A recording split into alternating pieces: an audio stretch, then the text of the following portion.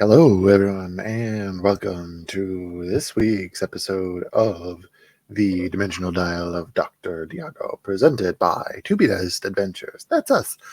I am your host and Dimension Master, Matt, also known as War Torn Knight, out there on the interwebs, and we have yet another wonderful, fun-filled evening for you all this wonderful evening. We're going to use the double word. Anyway, I am joined once again by our amazing cast of characters, starting with the Themlin themselves, KJ. I'm KJ. You can find me on most social media platforms at kj.cosplay for all of the wholesome and sometimes horrific content. It's always changing. And I play the party's child, sometimes Petrichor, the cleric paladin, sometimes Riley, our party's rogue. Beautiful. And moving right over to Taylor. Hello, my name is Taylor, also known as Nerdy Pinup Girl on all social media platforms, mainly active on the TikToks and the Instagrams. If you like cosplay, special effects makeup, smashable monsters, anything along the lines of that, D&D stuff, you should totally give me a follow. Today I will be playing the crazy and wonderful Xanthi Nightingale. She is the sorceress of the party, former alcoholic, full-on dragon. She's trying her best. Aren't we all? Yay! And we've made it this far, 43 episodes in the campaign to find out that Xanthi is just an allegory for learning to adult.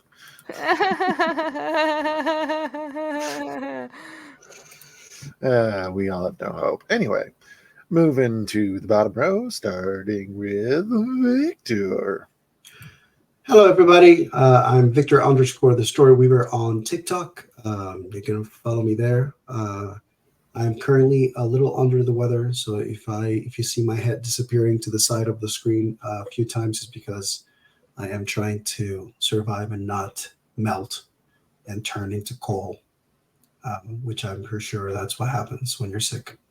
But yes, I will be playing Borrow, the Wandering Monk, who right now he's just hanging, I like it. Beautiful. And our guest star for this arc in our campaign, you've seen her on other shows on this channel, the one and only amazing Dia. Hey guys, I'm Dia, also known as Diago.cause on all social media. Most prevalently on TikTok and Instagram, heavy on the TikTok side. I am guest starring as our lovely Fairuz, who we met last episode, who is nothing more than your humble merchant, nothing more at all. She just happens to reside in a bottle every now and then. I mean, like we all do. Also residing in a bottle, my emotions and problems. Anyway, so we will shortly be joined by Sir Daddy Tarzan 82855 on all social medias as well. He will be here with your wonderful resident good boy, Clucky McCluckerson, in just a little bit. But that being said, in the meantime, last time on the Dimensional Dial of Dr. Diago, our band of intrepid adventurers wrapped up some things with the dead city of Ebenfell and said goodbye, however hastily, to arrive in yet a new setting once again. This time a desert landscape of flaying winds, and much to everybody's surprise, Barrow was not present after what can only be described as arcane turbulence. Possibly something that might become more prevalent, and I wonder why that might be. Anyway, leaving that alone for other people to dwell on, the party tried to acclimate themselves with their new environment and figure out exactly what was going on, and peering out across the desert, they saw two mountain ranges. One was normal, the other one was floating across the sky. That's right, folks. We pulled the Hallelujah Mountains into here because it's a great fucking storytelling idea. Anyway, so trying to get their bearings, trying to figure out what they are going to do, the party does eventually mount up on various flying instruments, only to discover that with the high winds and random directions that it's all going, it's very difficult to fly. Manageable, we were able to do these things successfully, but the party took off and started their way towards these floating islands. On their way, they saw an interesting sight. A large creature, now identified as a lion drake, pulling a cart across the sands, apparently with no rider. Upon investigation, Xanthi discovered several little bits and bobs and attempted to make contact and rolled to pet, and was moderately successful, we'll say. And after a moment, something stuck out. A very, very precious blue bejeweled bottle that was within the cart. This stuck out so much that Xanthi just had to have it and snatched it up with a mage hand. It was shiny. It was shiny. And upon investigating it, Petrichor looking it over, saw some script that appeared to have a smudge on it, and upon trying to rub that smudge away, totally didn't steal that from anywhere. A individual came popping out of this bottle, the ever enchanting person who has identified herself as Feyruz, a merchant wandering these sands. Nothing at all mysterious about her, as the bottle was opened in midair and she was levitating, but I Smashing. digress. There was no smashing. Nobody hit the ground. We were all up in the air. Anyway, so short introductions later, Feyruz decided to guide the party to the settlement on the floating mountains known as Oasia. And as that was happening, we found out exactly what happened with the arcane turf. Well, we have a pretty good inkling what happened, right, Victor? We believe that since Barrow can't see and this turbulence shot him in not the intended destination, that he was in a expanse of ever swirling air, and being a follower and practitioner of the Way of the Leaf, he used his intuition to navigate this squall, finding a perhaps divine sign of some kind, leading him to a great rift between the planes that shot him out like a fucking cannon across the continent. I am not exaggerating. This ended up with him being able to touch down on one of these floating islands, albeit it was a rocky landing, and he did manage to stay on it, albeit by just the skin of his fingertips. Barrow hanging off of the edge of a floating piece of earth hundreds of feet in the sky. Will Barrow be able to hold on? Will the party find him before his untimely demise? And what on earth is the deal with Feyruz? These questions and more have yet to be diced.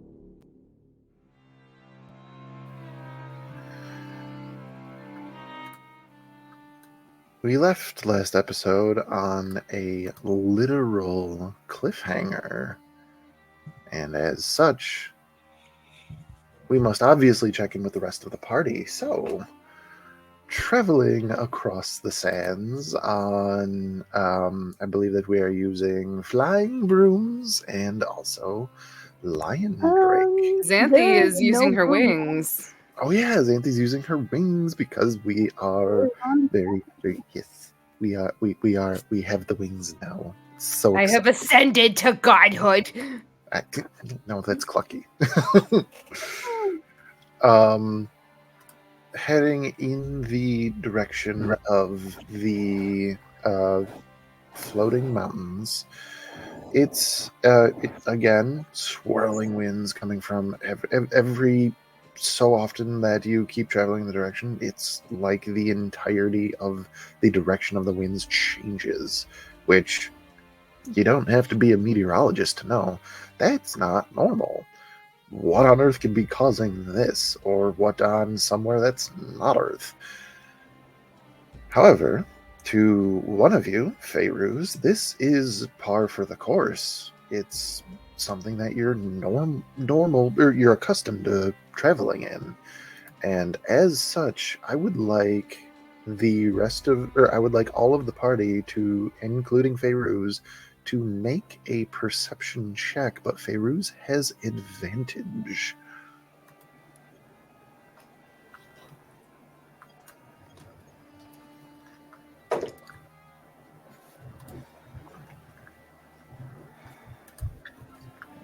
We're gonna roll my That is only a 13 from me, unfortunately. Okay. KJ, I'm sorry. Did you roll yet? Oh, never mind. I said I was rolling on my brand new dice. Brand new dice. Brand new dice.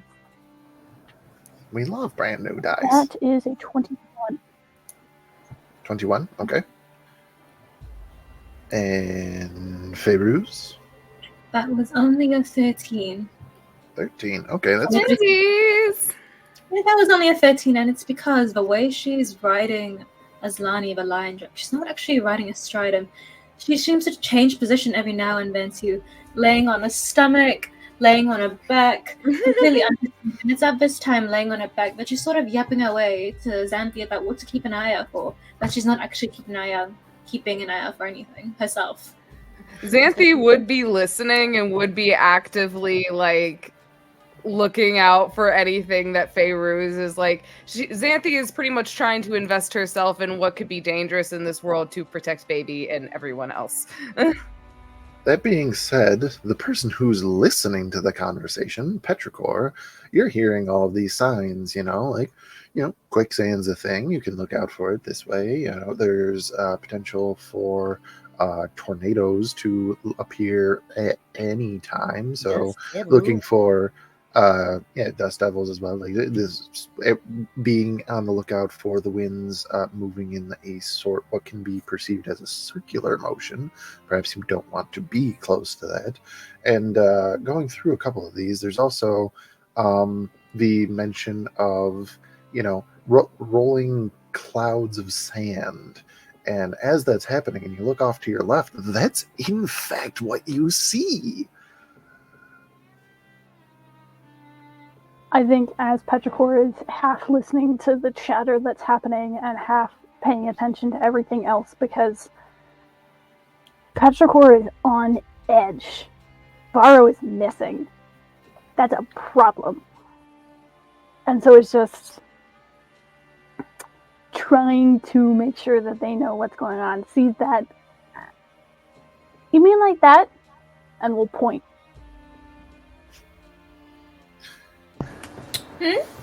And she flips onto her stomach and just sort of like raises herself up. Oh, yes, exactly like that. And while Feyruz's voice is soft, it seems to carry across the wind all the way directly to your ear as if she was speaking right next to you. Gosh. Oh no, Feyruz is walking ASMR. Yeah, that's exactly. She's just tapping on her genie bottle. Oh goodness. But yes, you absolutely do recognize this as something that you've experienced before. A sandstorm. They can pop up at pretty much a moment's notice, and flying through it, generally not a good idea. So you'll know that you'll have to land at least temporarily. It's not upon you, but you got a few minutes. Does it seem like there's an outcrop of rock anywhere? Something that could give additional shelter, or a particularly large sand dune? So again, you're familiar with the landscape, you do this. However, given that this is a mostly sand landscape and the ever-changing winds, sometimes you have rocky outcroppings and sometimes you don't. Quite literally, the terrain is changing almost constantly. So, I'll have you choose. You can make perception or survival, whatever you feel would be better in this situation, or what you got a better modifier, and it's up to you. We'll do perception. Low and do advantage and a d6. Oh, advantage and a d6? Yep. Question: how big does the sandstorm look? Miles. Okay. That brings us up to a 15. 15. Okay. So looking around, rocky outcroppings, you definitely know what you're looking for. You don't quite see it.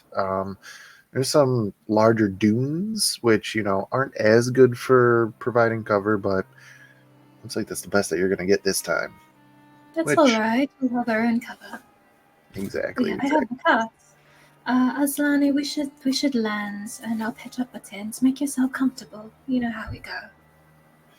Absolutely. And just like very gently down into a dive, not like a super dive, but we're beginning our descent into the sands of Aetheria. So, Please keep all arms, legs inside the lion at all times. not inside the lion, No, monster. It's like a hand puppet. No, God, no. It's okay. We'll edit that out in post. Anyway, we go to land. Damage. We go to land. We take a moment, and Aslani Pashrap kind of gets ready. Being a creature, a denizen of these lands normally, this is just something that, Aslani knows. He's just got to weather it, just kind of hang out, maybe take a little cat nap. Meow. Xanthi would probably be following downward, and she would motion for Clucky to follow downward as well to land. Since he's not here to argue the fact, he does. That would be in his best interest. He would. I'm pretty certain he would. So the party lands, and how are we going to... What is this cover that Faye is providing? So Faye has Bakat, and it's steady enough that it is intentional to provide a backdrop of sorts. It's high enough off the ground in which she could sit under it if she wanted to. So the way she arranges the tent in these sandstorm situations is that she brings the cart and Aslani down, unhooks Aslani from the cart so that he might do whatever he wishes to do in the situation. Unroll a large sort of tarp type material, tarp tent situation. Bring that over the cart and we'll what's the type? Pin that down a bit farther so it makes a sort of makeshift tent that allows the stand to pass over them. It's just a matter of hunkering down until the winds pass, really. For extra reinforcement, Xanthi is actually going to go kind of around the cart, and she's going to stick her hands into the sand, and she is going to cast Shocking Grasp to pretty much, I don't know if you've ever heard of lightning glass, but whenever lightning strikes sand, I was wondering if I could possibly make like a small little wall barrier of lightning glass to at least provide a little bit of extra cover. So, Shocking Grasp is a cantrip, something you can do over and over again. You can basically where you're sort of turning your hand into an arc welder at this point. But you're using it to make glass. It's not the most Shocking Grasp, this is pretty much the amount of surface area that you're working with. What about Lightning Lure, since it's a 15-foot line?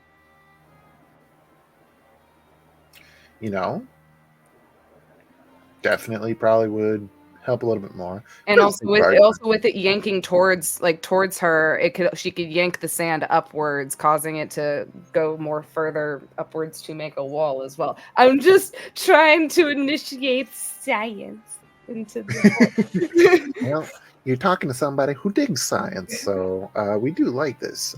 We're gonna have you make a spell attack roll as if you were casting Lightning Lure. This isn't necessarily do you hit. This is how good do you do. Okay. So would it be a plus 12 even if I'm doing Lightning Lure? Yeah, whatever your normal attack roll is, that's what you're doing here. Okay. All right, that'll be a 11 plus 12. So 23 Yeah. Beautiful. So, this is, again, not something you've done. Xanthi has not, at least been in a desert here, been in sort of a desert previously, but none of which were you a lightning sorceress. So, in this point, you know how this happens in theory, and you're just like, this should work, and just kind of go for it. Pow. And it's working as intended. It's not like you don't like all of a sudden boom castle of glass, like you're also singing "Let It Go" and all of a sudden there's a big castle. Let it go. But We should be you singing "Fuck are, It All." We know that. yeah, absolutely. But you are able to get a basic, structure of some kind to make a wall. We'll say, given that it's about the same time that takes Faerun to pitch a tent. And you have a few minutes before the sandstorm hits. I'll give you. How high would you make this wall? I wouldn't say it wouldn't be very high. It would probably be just enough to try to go over the small tent, or like just at to where the top of the small tent is, just to kind of give it more of a barrier for the sand to hit and more go over the tent instead of going against the tent. Got it. Absolutely. So, yeah, like 8-ish feet high. We'll say in the amount of time you're able to get it, I'm picturing kind of sort of semi-circle shaped, and it's going to end up being like maybe 10 to 15 feet across. So enough to provide ample protection from the elements. Very, very good. If you don't have point of inspiration, have one. Ooh, yeah. Yeah! So, I didn't have inspiration, so I will take that. alrighty.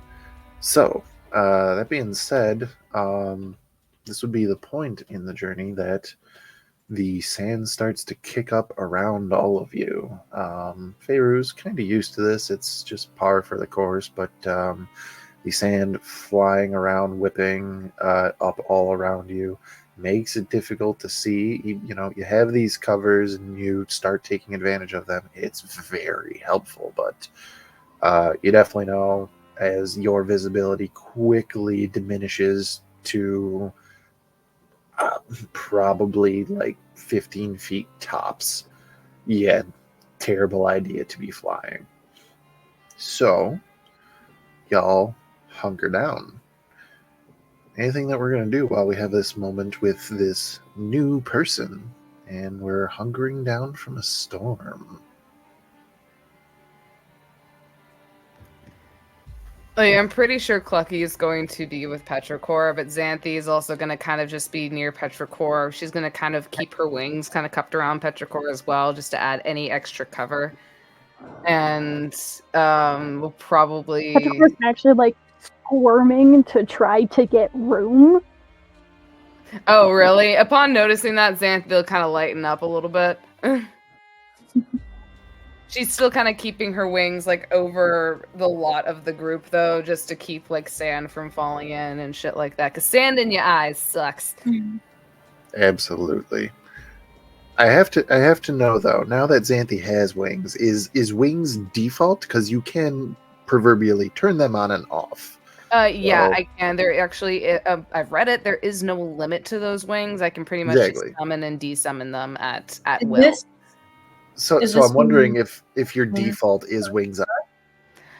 If she is going to be actively using them, and especially considering, I think it would more be based on the situation. We're going to be flying regularly, so Xanthi's wings would be up. But like in town, Xanthi's putting that shit up. She's already dealt with like being looked at like a freak with her fucking dual colored eyes. She ain't walking in there with a shit ton of wings. We already have a Clucky. We don't need Dragon Lady. Because we've seen what happens when both come together. I'm sorry, see- you were saying something a moment ago. Oh no. Xantha, you see Faeru sort of like looking at your wings, both sides, before she asks, "Do you shed?" Xanthi kind of looks up at her wings and she looks back at Faeru's, and she just kind of shrugs and she goes, I'm gonna be honest. I just got these like not that long ago. Anytime I have done like my draconic transformation, like I haven't really shed. I just get angies. But I haven't really. I don't think it's something like Dragonborns, and I don't even know if Dragonsborn shed. That's kind of like their own business, but I feel like that's a really personal question to ask. But I'm just thinking, if you do so happen to have a loose scale at one time or another, I would love to have it. Xanthi is actually going to reach into her pocket and take out the scale that she ripped out of her own chest in the apocalypse dimension and Which hands is it. red. Yes. And now your scales are blue. Yeah, which is red, and now my scales are blue. And she hands over. She goes, "This is back when I was a fire sorceress before I became a lightning sorcerer. It's complicated. Yeah, the whole dying, bringing back situation. It's a lot. It's a lot. But I kind of ripped this off myself during some desperate times. But I haven't really had a use for using it until now. So Fascinating. Theros leans over to Islani and just says, "The scale of a color-changing dragon, right there." I have not heard of dragons that can change colors. There's usually just the ones that have their own color, and then some that look. Precisely. Think of the markup. I guess very much so. Yeah, ever the businesswoman. Look at this. I Hmm. knew that there was right to team up with you. Mm-hmm. oh, I love that. Love it. He's such a gentleman. He's fancy. He's fancy now. He's dragon and cat. Does Okay. he read bedtime stories? Can he read? Hang on. I think they can because they speak. They have intelligence. Oh yeah, They there's are- something you can They are speak, kept but as you good can't. as dragons. Like, I mean, a dragon owns a library. Like, I believe It'll it. actually say in the stat block, so I'm gonna look it up. Let me see here. But Oh yes. Mutter, scale of a color-changing dragon. Adding that to my inventory. even though that's not at all what it actually is. People don't know that. So it doesn't say that he can read and write. He just says that the languages that he knows are Draconic and Common. He could speak the stories that he's learned by word of mouth. I'm gonna say now he doesn't know how to read. He has an intelligence of 6. oh, it's worse than Grendel. What's charisma? 12. Oh, that's He can Charisma. convince people he can read. Yeah, absolutely. So, anything else that we're doing while we are hunkered down for the moment? this friend of yours. What does I mean, I'll bring Petrichor takes out a notebook, sets the one that they were reading down, takes out a separate one, flips a couple of pages, and turns around. And you see the entire party sketched across the 2 pages relatively accurately and will point to Borrow. Oh, I see. This one. With the stuff? Mhm. Hmm. Hmm. His name He's- is Borrow. He's blind, but he sees more than most of us. I believe It's it. true. And you've And- been traveling together for some time now? Xanthi's gonna start counting on her fingers. It's been How many days just about 19, almost 20. For us, at least. Time works iffy across dimensions, but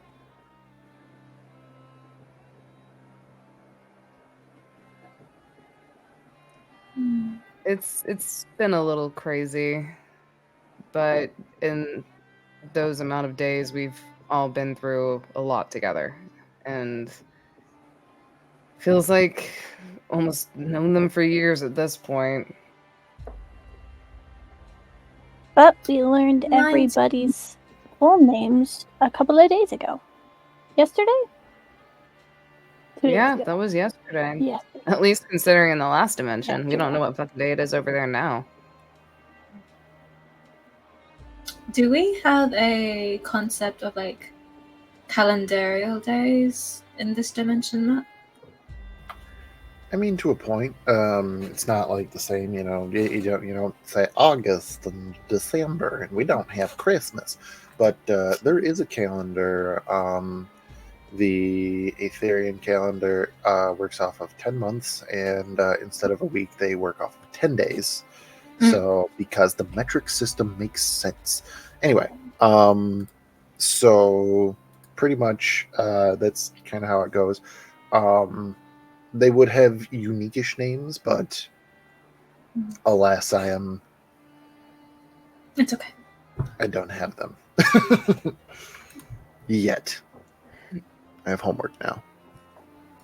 It's fine. 20 moonrises is plenty of time to get to know people, especially when odds are some only know each other for a few hours, if that. Well, there's still a lot that we don't know about each other, but we can't really kind of have decided that we're going to see this mission through, so. I don't know. I've told you guys pretty much everything there is to know about me, except for what I don't remember.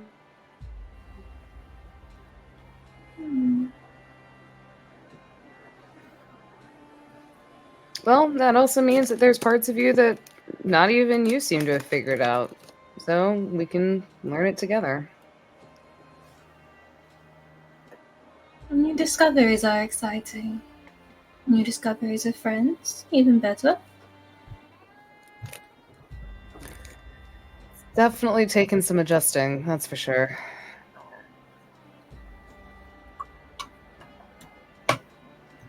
But right now, we need to find Borrow, and I just hope he's okay, considering we literally just got to this dimension, and before we even had a chance to evaluate anything, he seemed to have been fucking arcane, like slingshot by the arcane, and I don't know where the fuck he is.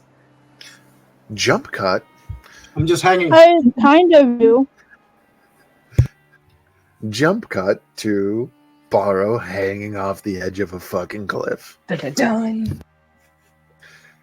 The wind is blowing around you. Your robes are going all over the place as you are hanging from the grip of your fingers above what you actually know from your extra sensory perception that you just had is at least a mile drop. Yeah.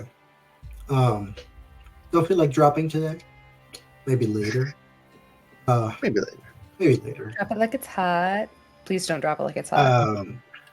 Yeah, Borrow is probably, after he ends up like grabbing and feeling his body, just sort of like he's feeling the world around him as he was rolling, and then it was like blank, like darkness, and then his hand just kind of like reached to the one thing, his hand like tapping, getting the senses of the ground, of this edge of this island as he held onto it, and it's just like he senses the ground of it and then the nothingness that follows.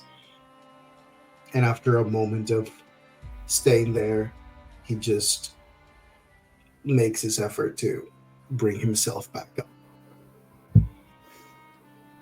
Give me an athletics check. Oh no. Gidons! Go, Borrow, go. Go, Borrow, go. Go, Borrow, go. Go, Borrow, go. I believe in you. I believe in you. Yeah, yeah, yeah. I believe in you. Where the hell is my... Thank you. No worries, just life or death, buddy. Well, it's okay. It's a 28. Oh, beautiful. Fantastic. Athletics? How'd you do that? Holy I fuck. rolled a 19 plus 4 And then I have 5. I don't. Are you proficient in athletics? Is that what it is? Don't worry about it. I'm not worried about it. I was just like, usually strength is your downfall. Well, strength might be my downfall. Athletics. Fair. Very, very fair. Smash. So, you in this point, hoist your other arm up, pull yourself up, sprawl out, roll over, and eventually get to your feet, orienting yourself once again, and go ahead and give me, now that you have lost that additional sight that you had, give me a perception check.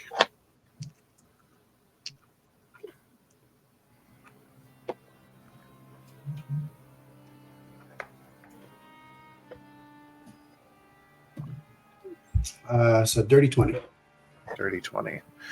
You give the ground a few taps, and you start to take in your surroundings, and you're used to things like, being on solid ground and your perception going downward. You're used to being on the edge of high places, and then it goes forward and then just kind of cuts off and you can follow it down. You've never been in a situation where after a moment the tremors form a solid 3-dimensional object that you're standing on. It's strange to kind of get this now in what you are familiar with version of your senses, to understand yourself on a piece of earth that is flying through the air. And it's not terribly fast. And I'll also give you this, that that like some, you're no geologist, but you do know that there is a difference between like different types of rock, and some are more or less dense. This is just regular earth. It should not be skyward.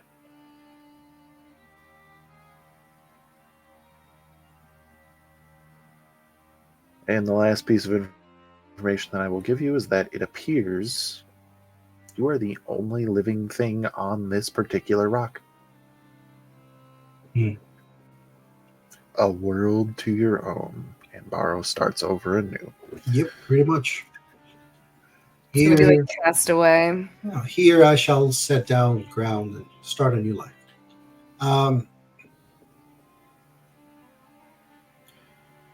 think Barrow just has a moment where, like, he does the tap with his foot to sense the environment of this rock, and he kind of sort of walks a little to one side where he knows the edge is, so like sensing the wind. Walks around to another side of it, feels the soil under his feet, crouches down, grabs the dirt, feels the soil. And it's just one of those things where, like,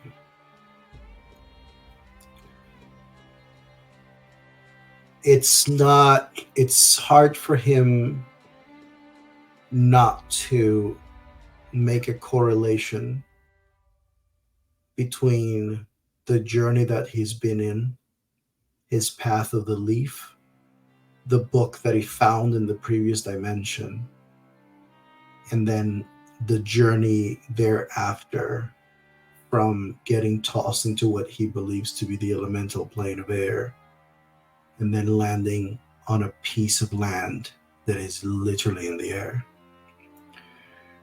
And so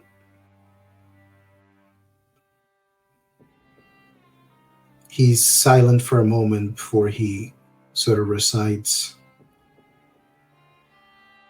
Even the graceful unseen, with his gentle caress, can gather the might to lift the earth above. And then he moves to the edge once more in the direction he thinks he perceived there were other floating rocks when he still had that thread.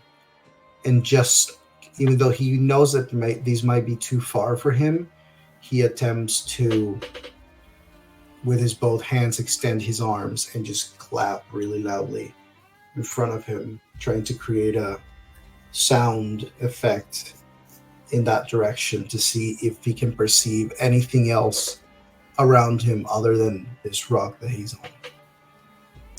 Give me a perception check. With Giddy on so Jesus. It's going to devolve into the most wrong way to say guidance, and I love it. I still get there. 19. 19. No, sorry. My bad. That is 24. Okay. So 24. You clap in this. What the fuck? Sorry. Pleasures of living in an apartment. You clap in this direction, and it takes a moment. Sound is not as fast as some people claim it is, but after a moment, you do get a hit back, and it's not really enough to give you an image, but you get a loose sense of, well, it took that long for the sound to get there and then back. So if I cut that time in half, it should be this far away.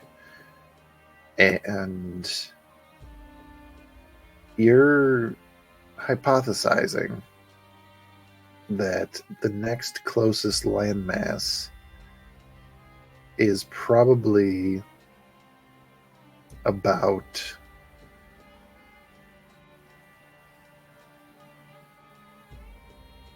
it's probably about 85 feet forward, but 120 feet down.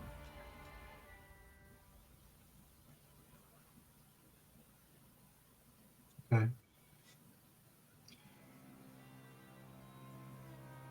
Borrow. Yes. Another sound hits your ear.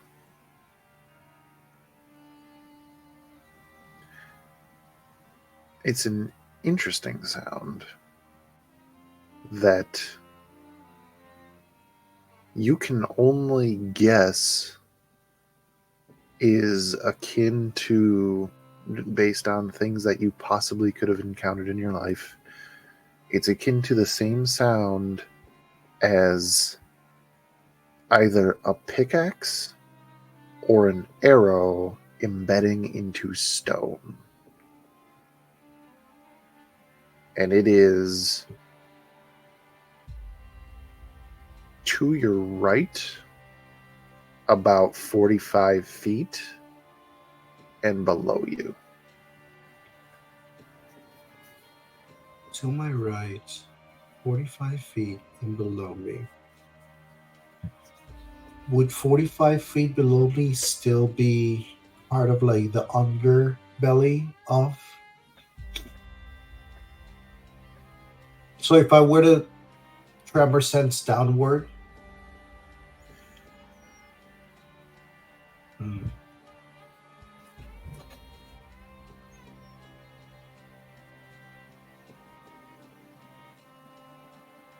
While Borrow mutes and curses my very name, just screaming at the top of his lungs so nobody else can hear it.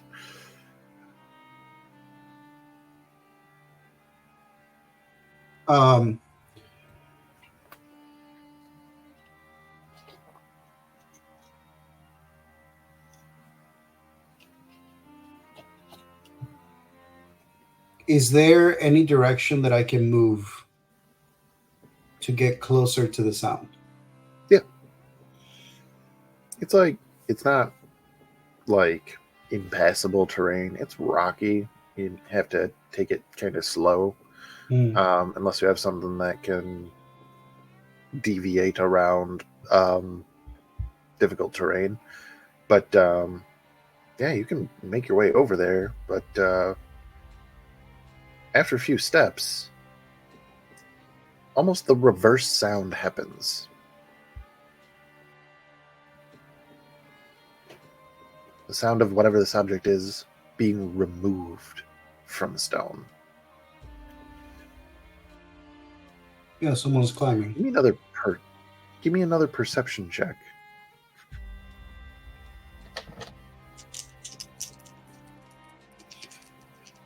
Newidons.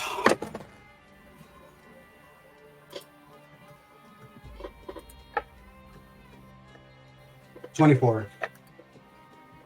24.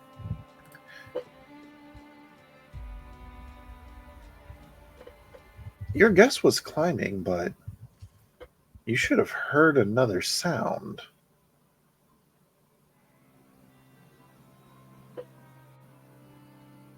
If this was somebody climbing, they just dismounted this floating island and fell to their death.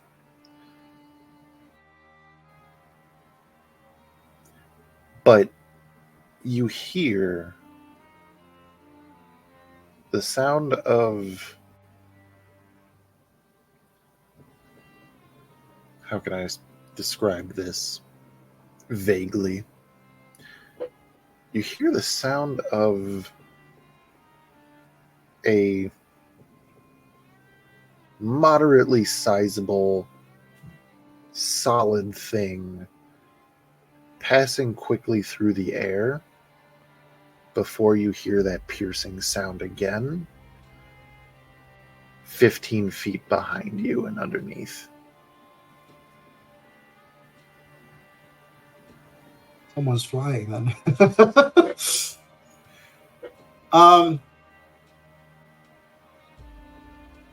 What do your blind eyes see, Borrow?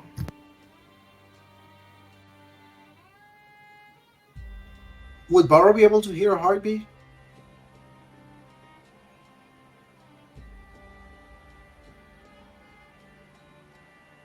The sound that it's happening underneath me, is there any like tail of like a whoosh or anything, as if it's like coming from somewhere?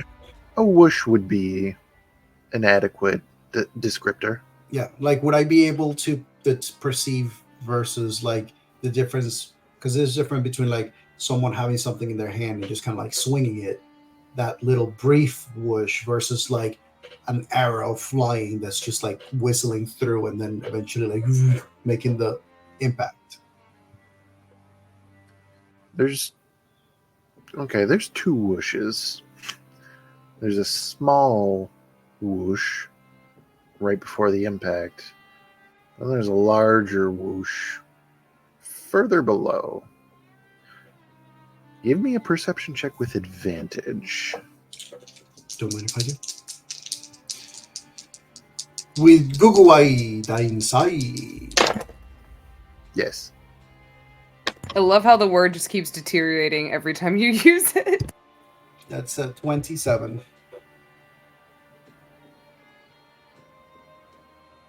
Listening to this and that sound of metal piercing rock, you catch the reverberations going through this object in the briefest moment. It is curved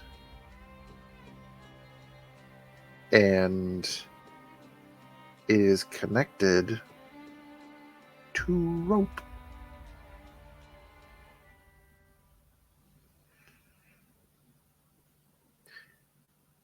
And shortly after you hear that object remove itself once more,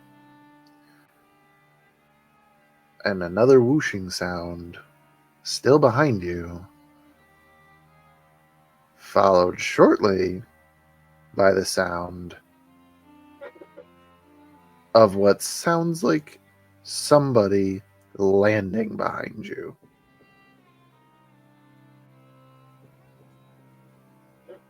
Yeah, I mean, I would say that Barrow probably is just like listening to it and sort of like slowly tilting, following with his ears until he hears the landing. There is labored breathing, but not the kind of labor of like you've just put in a hard day's work. You can almost hear the adrenaline behind the deep breaths that this person's taking.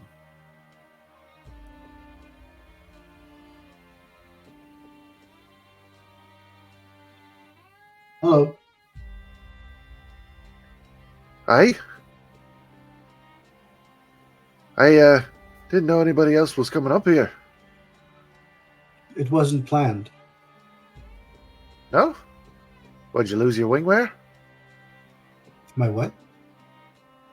Your wingwear. Oh, do you have possibly one of those balloons? I'm afraid not.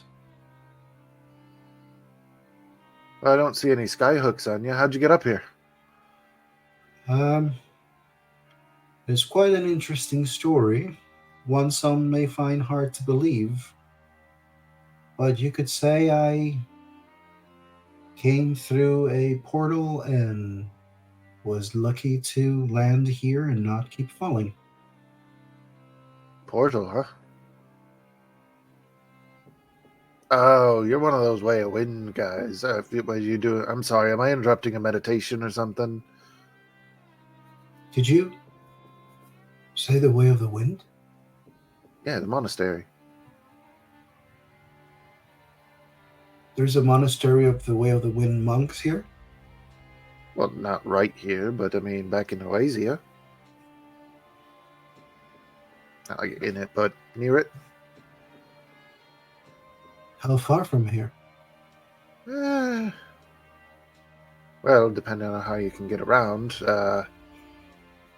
either 15-ish minutes or a little over an hour.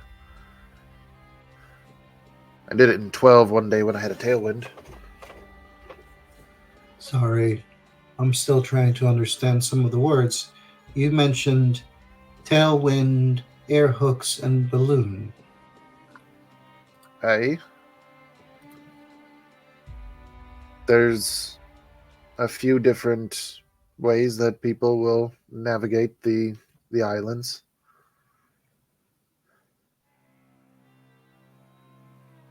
And would you happen to have any of these to provide to a lone traveler? I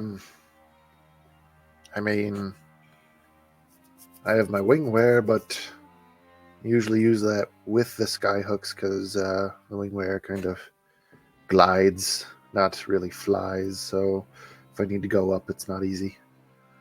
But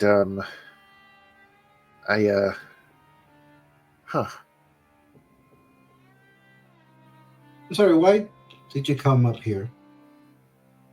Oh, it's just on my run. From what? Yeah, I just staying in shape. Oh, I'm one of the couriers between the towns on the floating island, so gotta make sure that you can navigate these guys. This is a smaller one, and around midday, I like to take a spot and eat something. You hungry? I don't eat much. But That's all right. I don't have much. what is your name? Most people just call me Guy, which is not fair at all. But my name's actually, it's actually Felanos. They just call me Guy because I'm the guy who brings the messages. So it's just, hey, Guy, and it just happens. Well, if you have a name That name was given to you, and so I shall call you by it. So, Philanus, it is an honor. My name is Barrow. Oh, huh. That's a peculiar one. Your parents must have been fond of like the old times. How do you mean? It just sounds like, Etheria before the Great Rift. Anyway, I'd love to if hear you- the story. what do you mean? The Great Rift you mentioned.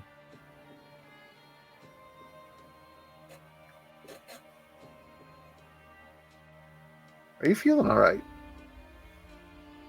You're probably wondering how is it possible that I do not understand why I don't know about this thing that you have mentioned. I'm going to presume it is something that most people would know about. They come from this dimension. But if you must know, I do not come from here, but Oh, this realm.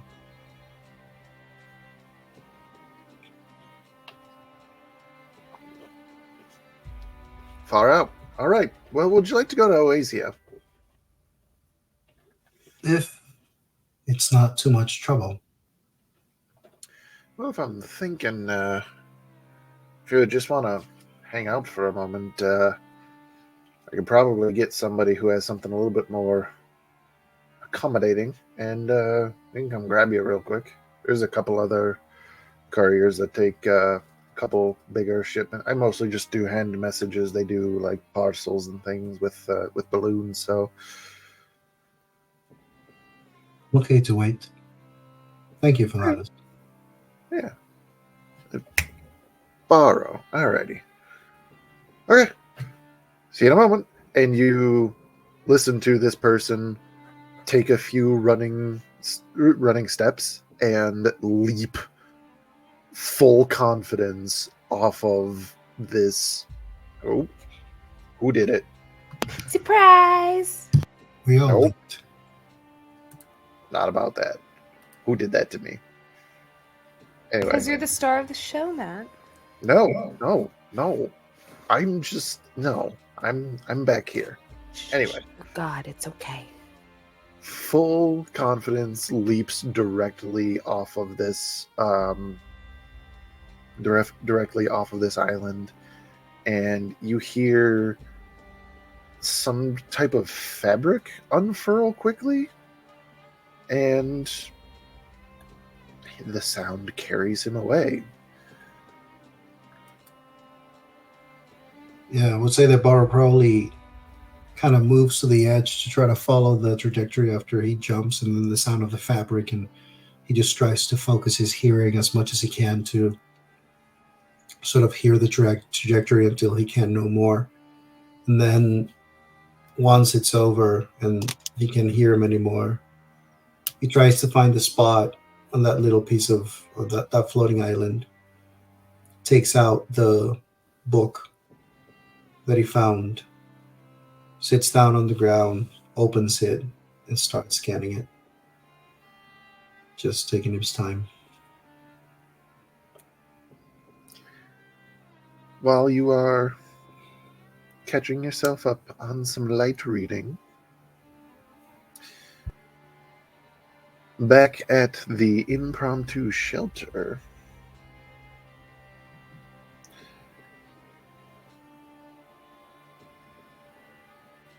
this sandstorm lasts for possibly like 45-ish minutes, pushing you a little bit into the midday region. And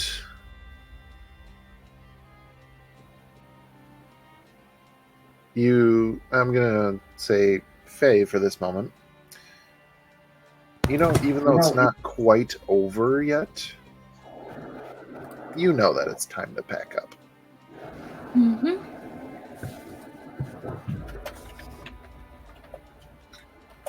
During this time, Faye would have been making a space on the ground between herself, Petrichor, and Xanthi, and sort of drawing out a rough map of certain landmarks that she recalls or would be helpful to them in the area on their journey. And almost as if hearing a signal that isn't actually there, just pauses and says, "Oh, the winds are slowing down. We should start packing up our things. It'll be time to go soon."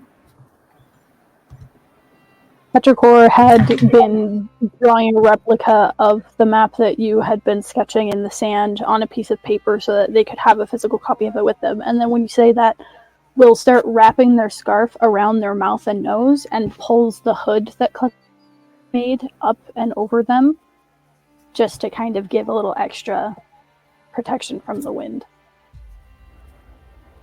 Xanthi's probably going to do the same in a way, tighten her cloak. She's also going to make sure all of her straps and covers on her arms and everything are tied down.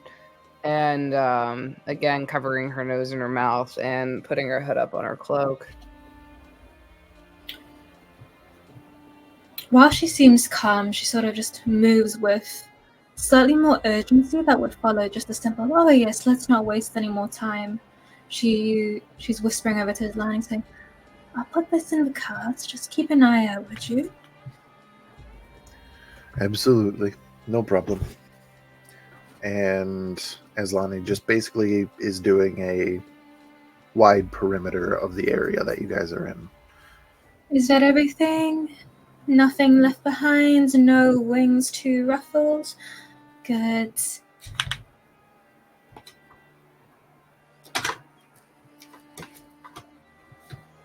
Please make sure all seatbelts are secured and enjoy your flight. No, we are not owned by Boeing. Boeing, not a sponsor, but if you want to. They need to put that money where it needs to go. So, you all pack up and take to the sky again.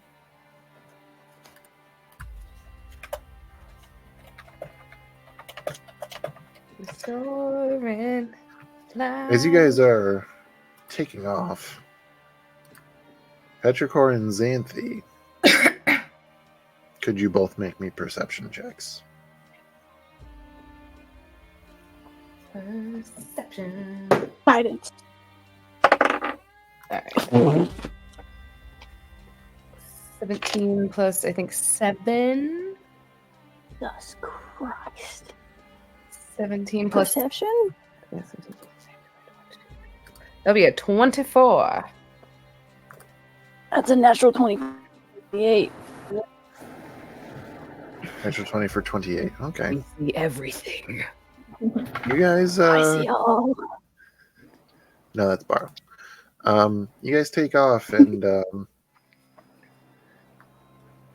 as you kind of give that look over your shoulder, just kind of once again making sure we didn't leave anything behind. You do see ripples in the sand. Worm sign!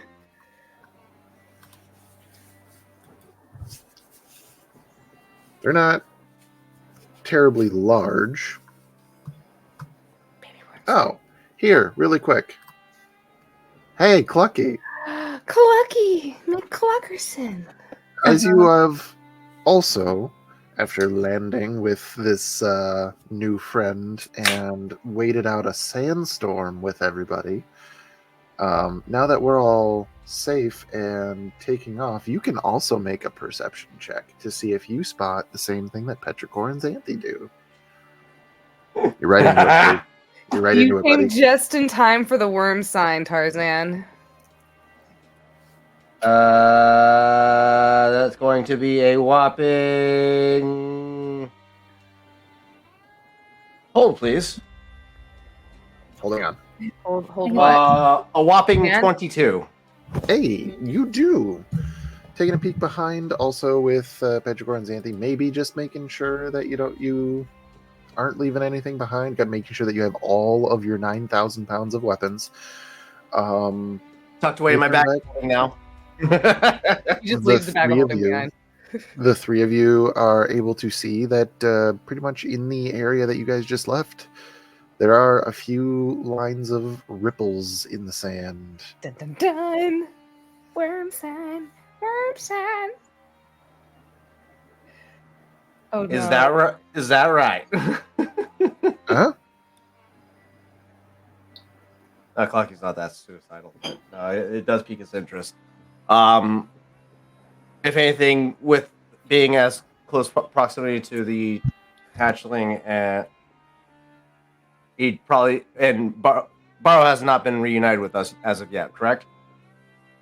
Yeah, Clucky's overprotective instincts would be set in motion at this point, as the guiding hand of the party is not here, so Clucky has to be a little more reserved with his actions. So, taking notice of this, he'll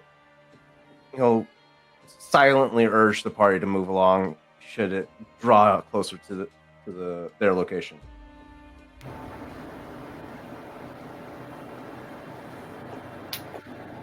All right.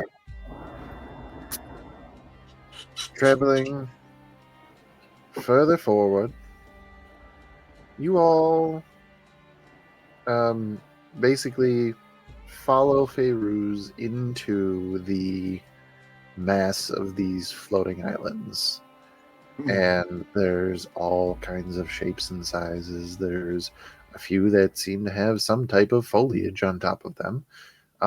There's some that just have like a single mountain peak, some that have smaller little ranges of mountains, some that appear to be little plateaus. There's all kinds that you could see here.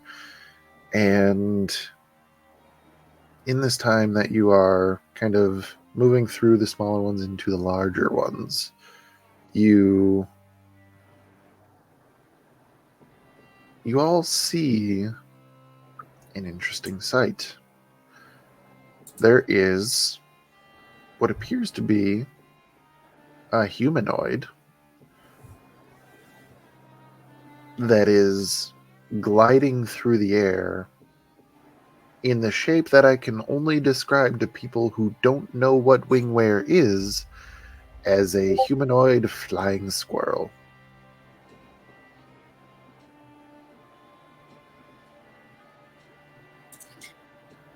Do people tend to have quite distinctive wingwear? Like, you know, if Some you do. see... Yeah, I was thinking that. Custom. Yeah. Not Philanus, but some people. He's Can we see what direction he came from? yeah, if you from your like heading that you're looking at, he's pretty much coming in off of your like 2 o'clock. And it looks like he's getting ready to pass in front of you guys.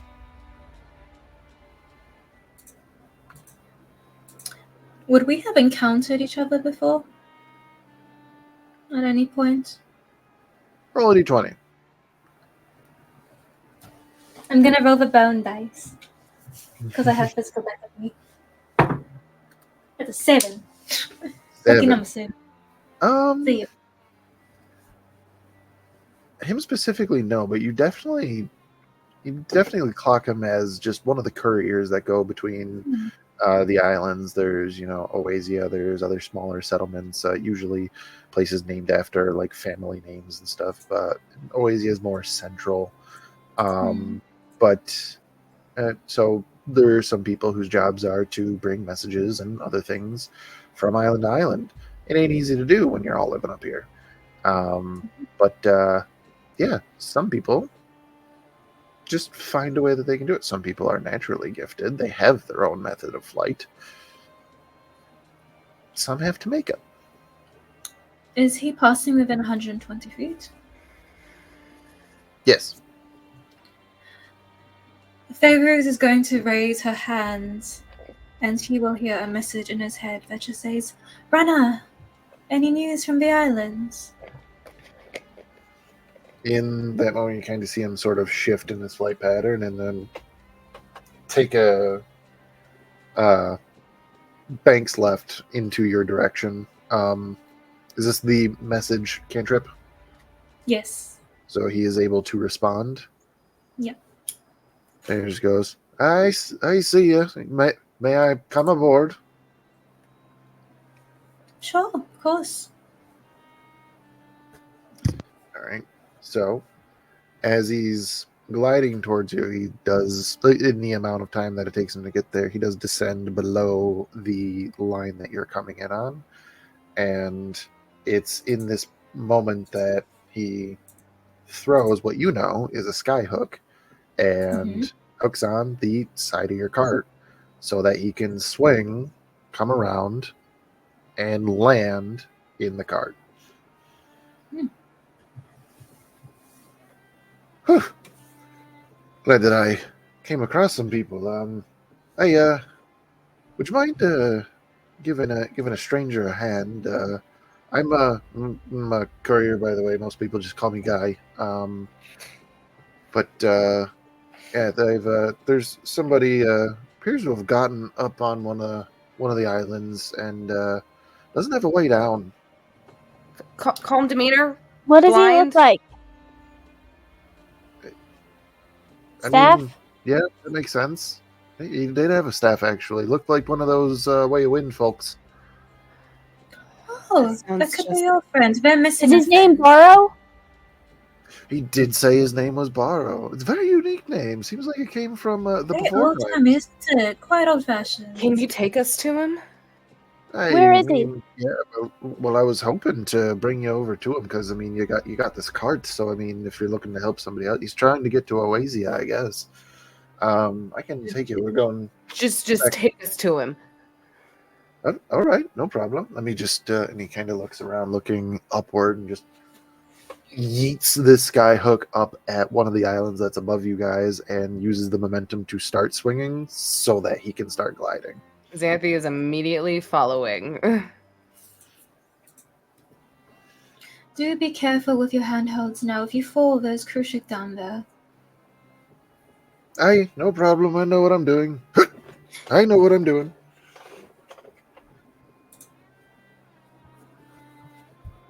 Slow.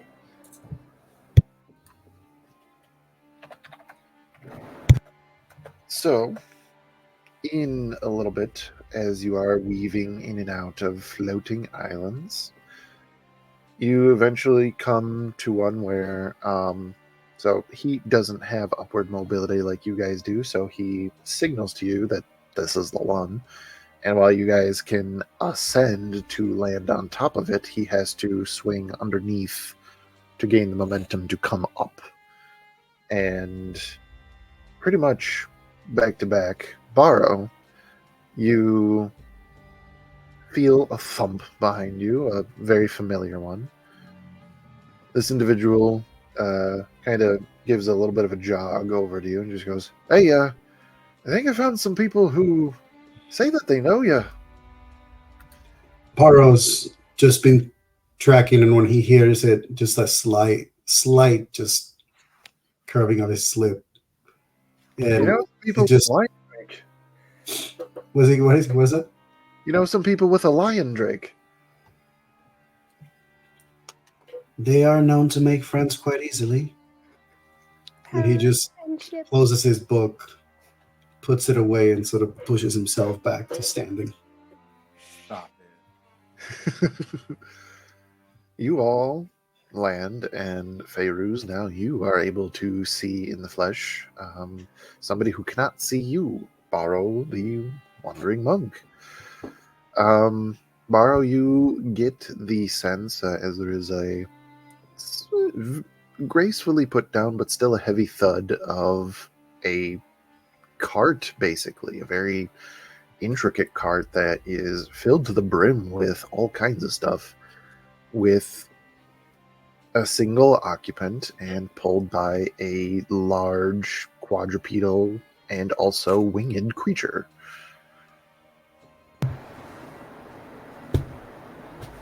You hear bells with every movement, just the light chime. It's easy to tell where they are. Smash. I see you already found yourselves a guide. Well, she definitely helped us get through this vast freaking desert and also pointed us in the right direction. Well, that and the spirits that Clucky was talking to, and Petrichor. Petrichor, at this point, has climbed off of Clucky and just like impacts Barrow's knees in a hug. Barrow just welcomes that, and his arm sort of like he just goes down to rest on the back of Petrichor. His attention sort of turning to Feyruz. Thank you for helping my friends. I'm Barrow. Feyruz, we were quite keen to find you again, and people do get lost in the desert so easily. Well, sometimes the wind can guide us to that which we think we cannot hear. That's exactly something we would expect someone like you to say. This one came out of a bottle. I don't know what that means, but they came out of a bottle, so be aware of that. All right? Or whatever it was. Yeah, a little weird blue-looking bottle. Yeah. If you don't mind my asking, Feyruz, what exactly are you? A bottle person. I am a child of the wind, descended from Jinn. Are you familiar with Genasi at all? Is Xanthi familiar with Genasis at all? Is that like a genie? So on Aetheria, which is where Xanthi, Barrow, Petrichor, and Clucky came from, Genasi were incredibly rare, but there is a possibility that you would have met somebody who has some sort of influence from the elemental planes or had ancestry that came from a genie or jinn. So while you guys don't know 100%, you can't write an essay on one. You kind of like, yeah, I think I know what you're talking about. That kind of makes sense. Considering Barrow's training and way of the leaf, would the concept of Genasi, Air Genasi, would have been something that he would have been familiar with, part of like the lore and the education? It would have been something that was mentioned and taught. You've actually probably met an Air Genasi or an Air Genasi specifically or two. But there is definitely a lot, especially in the book that you're reading, that talks about the elemental plane of air and the genie that reside there. Smash. When Feyruz mentions that they're a child of the wind, Barrow sort of gently taps on Petrichor as he's just kind of like indicate that he's going to move. And he sort of moves and approaches to Feyruz, head slightly tilted to the side.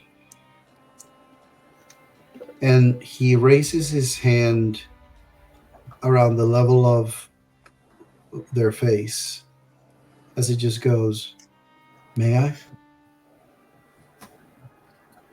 Don't bite, Zlami. He absolutely may. And she's going to lower herself and position it so that her face is by Vara's hand. And as your hand nears her general form, it feels colder, like the temperature drops. Not to the point of ice, but as if it's just a blunt and cold breeze. So he sort of traces very delicately, very gently around your face, sort of getting familiar with the features, sensing the temperature change. And then eventually he just puts his hand away. It is a pleasure to meet the daughter of the wind.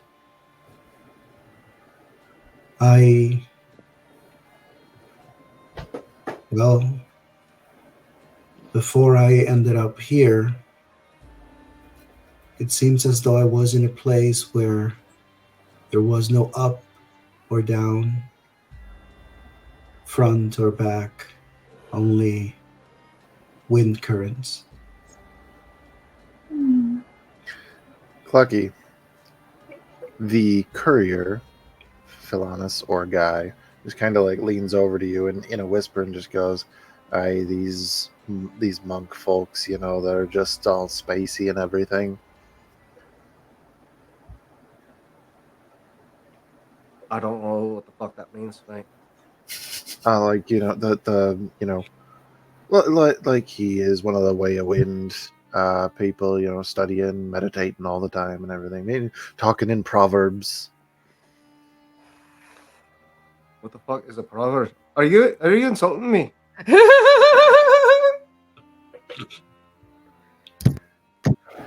I'm gonna leave you to it, mate. And he just kind of takes a step. The man decides to not argue with the giant chicken. Friend request denied. What is a friend request?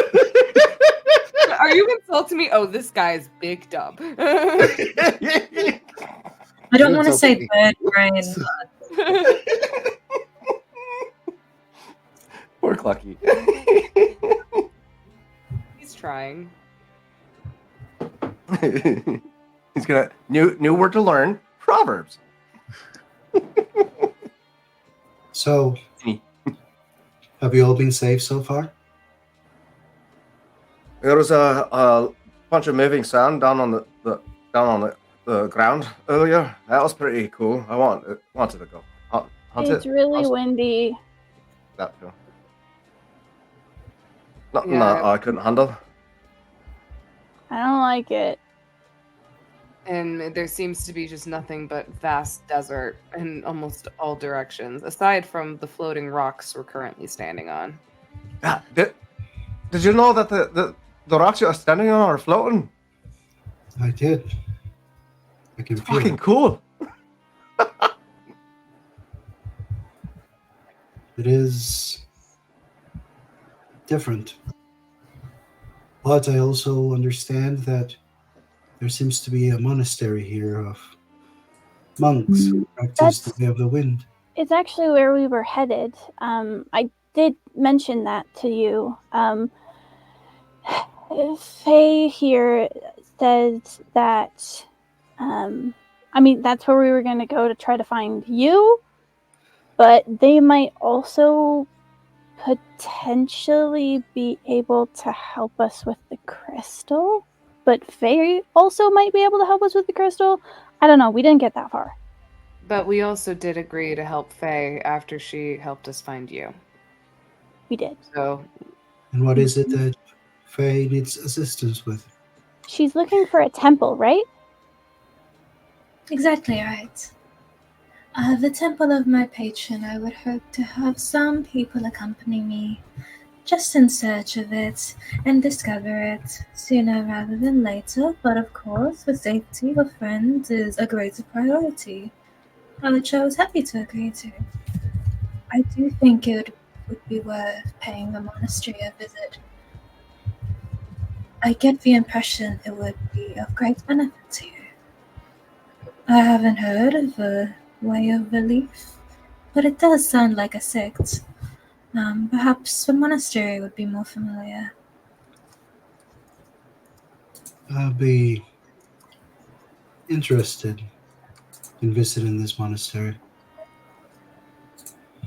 Right, well, that's this way, and kind of points off in a direction. And just, you know, I mean, you know, we could again. So now you got this cart here with Faye, and I do have some more deliveries. You know, I'm not trying to like put some strangers off on you, but if you're going that way, I mean, I'm kind of heading off this way. I gotta go to the Quackil over on the next chain over. Does anybody understand what he's saying? He has a job to do, and he's going to do that job. Oh, then just say that, mate. I have a job to do, so I'm gonna go do that job. sometimes it helps if you explain it to him like he's 5. I'm 4 4. seasons. So then I That's- shouldn't explain that's it like he's 5. That's too advanced for him. We like to encourage him advancing if at all possible, but Oh, He's almost 5. I didn't know that you adopt the Aarakocra? Everyone keeps calling me that. What the fuck does that mean? I'll explain it later. Villainous, thank you for your assistance. Hey, absolutely. I'll gotta deliver the mail. May the wind And guide just- you. That's a good one. May the wind guide you. I like this one. All right. It's giving me your knife, chip, and shot. You're nice. Shatter. Yeah, you have some of that too. Yeah. Just kind of gives you a nice salute, and with that same confidence, just runs and backflips just because now he's in a good mood. And after a little bit, you hear a little thunk, and he swings off and glides I don't away. like that fucker.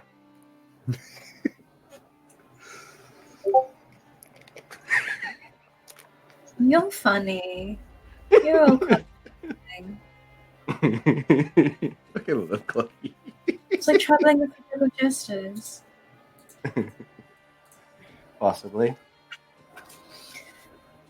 Anyways, yeah. Alright, let's go to this Monte. That word that you were saying earlier, the building one. Monastery. Oh, that one. There you go. Baro, would you like to fly with me? I'm not quite sure if I would be strong enough to carry you, but I do have the carpet as well as the broom. I have the carpet. Well, we have a carpet as well as the broom. I haven't Is given there- it a command word yet. Well, maybe now 2 might weeks be the now. maybe now might be the right time to do so. As if I don't know if there's any way we could really have Baro fly. And again, I don't know if I'm strong Alright, enough. if we're using the carpet, I'm riding too. Alright? That negates so many things. I think I carjacked a family-sized carpet. I'm sure that Clucky can handle just as we have before. Well, Clucky was carrying Petrichor. Hey. But he's not carrying all of his weapons now, so it's not as heavy. All right. Well, Clucky, if you're able to do so, then go right ahead. I'm just trying to make things, I guess, more comfortable. Unless Fairuz has room. Well, yeah, Fairuz does have their cart. She has a whole cot. There is room. You can make yourself comfortable between 2 chairs. A Moving in a- long sort of serpentine neck with the face of a lion ends up right by your shoulder, and in a whisper you hear, should we be charging them like a taxi service? That thing fucking talks. Yes, actually. No, Oh, you're I right. remember that. Never mind. I remember. Do you have anything to try? I'm sure if we go kill some things, I can make you a hat or two. Xanthi kind of tilts her head to the side as she looks at Faye and she goes, "Do you want a blue scale?" Yes. God. Yeah. I'll take it. She's going to, is there any like place behind like where Xanthi can hide behind? Yeah. Xanthi's going to go around like behind a rock. She's going to kind of untie the top of her thing to reveal a bit of her shoulder that has blue scales extending up right below it, hits the base of her neck. And I will roll a hit die if I need to. And You do. This shit again. Trigger This all warning. over again. Trigger warning. She is going to pretty much like take the cloth that she had wrapped around covering her mouth. She's going to kind of like bare her teeth with it, biting down. And what do I need to roll, good sir? Really quick, just wanna let you know, Xanthi, you don't have to sell your body. We got like plenty of like gems and stuff. Hey, Xanthi's fine with being traumatized on her own terms, okay? Didn't we wait, we it. didn't kill any dragons yet. Shit. I thought we did. But what hit die do I need to roll? Or what damage die do I need to roll? It is a d6, as is your hit die. Alright. Well, that's a 2, so that'll be 2 points of damage. Just a little pinch. And you just kind of hear like a slight like grunt as she just yanks it out, and she then kind of walks back around, retying the top of her sleeves that she has to her torso cover, and she just kind of flips the blue scale in her hand and hands it over to Faye. Pleasure doing business with you. Fucking lay on hands, that shit. Take Take back those 2 hit dice. Hit You'll points? notice that from where you plucked the scale, where a few drops of blood may have lingered, she wipes it off into a small ampule and just says to Zani, "Blood of a dragon," and then tucks the scale right into the same pouch where she put the original red scale. There's just a nod of like approval, like, oh yeah. I will say, when she approaches her with the bottle, Xanthi does kind of like very much tense up, and there is a split second of fear for a moment before she kind of like, you kind of see more of a composure come over her again. She was going to just wipe off the scale, not you. Any sort of touch with Xanthi is is a little bit weird for her. So, but once she realizes that Faye is not trying to like hurt her, she's just like, okay, you're being. It's like the light touch of a ice pack on. Just And Patrick and KJ, you said lay on hands for those 2 hit points. As soon as you come out and Petrichor sees any form of blood, Petrichor will let go of Barrow's leg and walk over and just like tippy toes up to your shoulder to do lay on hands, and then we'll go back over to Barrow and attach onto his leg. I thought there was going to be a scolding involved in that. Like, what the hell were you thinking? Xanthi just kind of He's like getting one over the spy's murmur. She gives like kind of like a soft smile and just gently touches her shoulder where like the pain used to be for a moment, and just it's tiny moments like this that make her happy, even if it's just 2 hit points. It means a lot, you know? Legitimately over the spy's murmur, just, you can't be doing that. I can't be there to heal you all the time. You shouldn't be doing this. That hurts. That's bad. What happens if you just keep doing it? Like, just Petrichor. over and over. You just hear Xanthi responding, just Petrichor.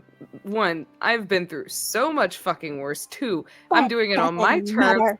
3, I am just trying to make sure we don't die out here in this fucking desert. We have other options. There's other things we could have traded. There's things I have that aren't from this realm, apparently. Like, you don't have to... Look, my skills can grow back. I'll be fine. I don't want to give up any of my feathers. This is all over the spy's murmur. It's not actually verbally being said. Clucky has a spy's murmur. Yeah. Oh, wait. They're one way. They're one way. one at a time. It's not a group call. Unfortunately. Okay. make yourself comfortable, monk. And Barrow, you will feel the light touch of what seems to be like a breeze that sort of forms into her hand as Fairies cast Mage Hand and just guides you toward the cards. And like the Mage Hand sets your hand onto where the edge is, so you can hop into it yourself. You sort of see that he feels the assist, but you also notice that before the Mage Hand is like checking where it needs to be, his hand's already there. Like, even though he's blind, you can tell that he's moving and navigating the space without any effort. But he doesn't like reject the kind gesture. Xanthi kind of just turns over to Faye and just goes, I told you, he sees more than most of us, despite the fact he's blind. I don't doubt it. Just a courtesy to help people out. Oh, of course. Yes, full service for this taxiing service that I guess we're going to be doing. Maybe we'll be rated very well. So, Well, now that you've spoken it into existence. and thus, Cannon dragon noise.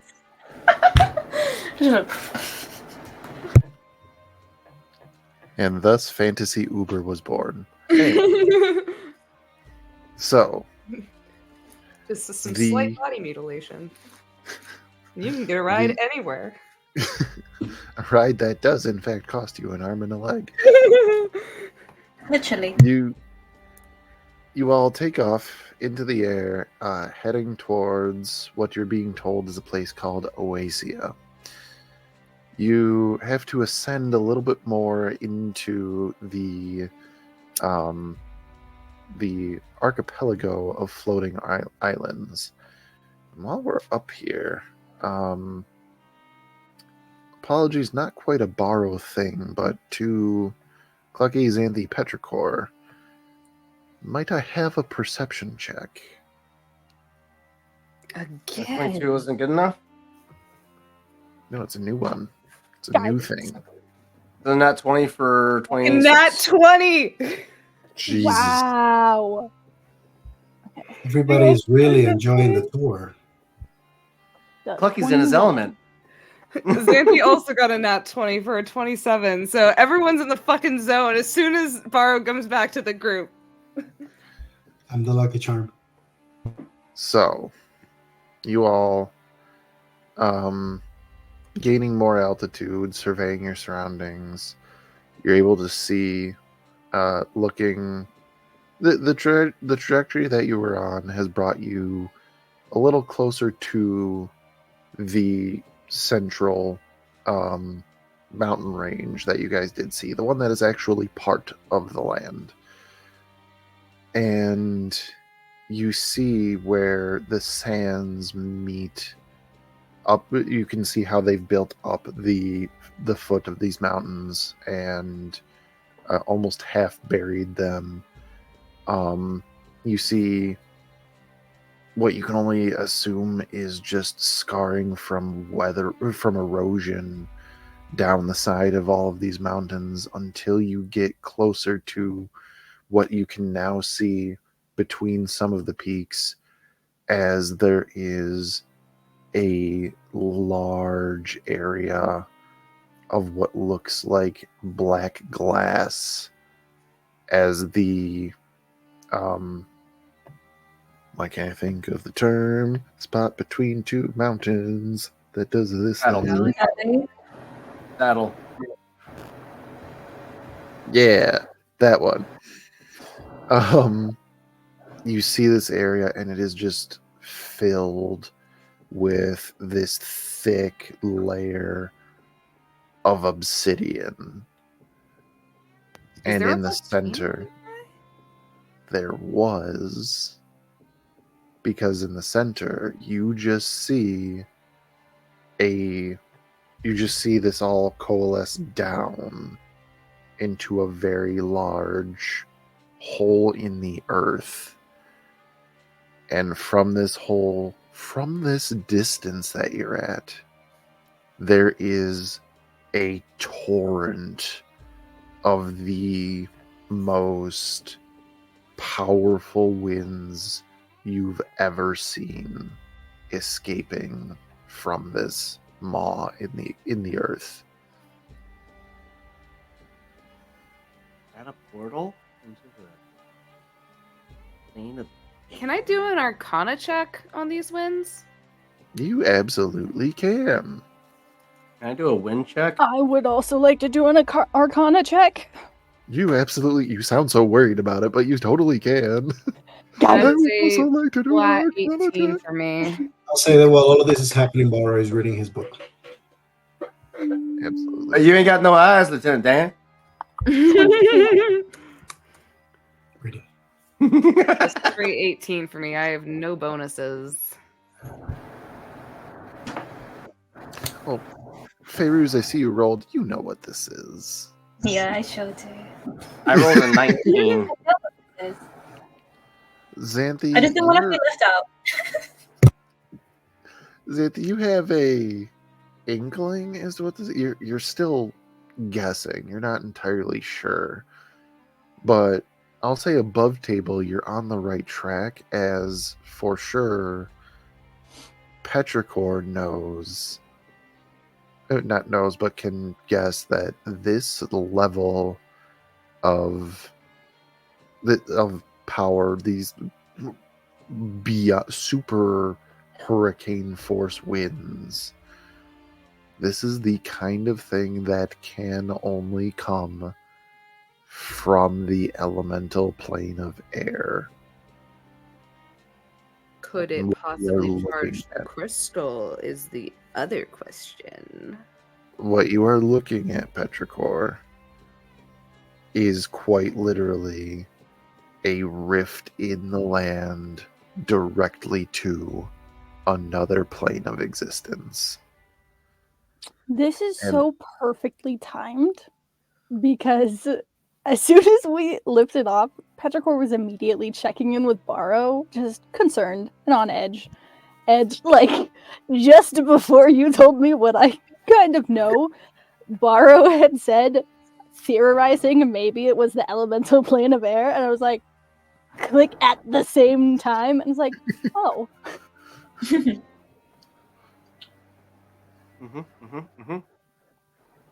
Lovely, lovely. I love it. So, we continue on our way to the settlement known as Oasia. I think this is an alright time to take a short break. We'll reconvene with everybody in about 9-ish minutes, as is our intermission video. We will see what happens when we come back and we see the settlement of Oasia. Don't touch that dial.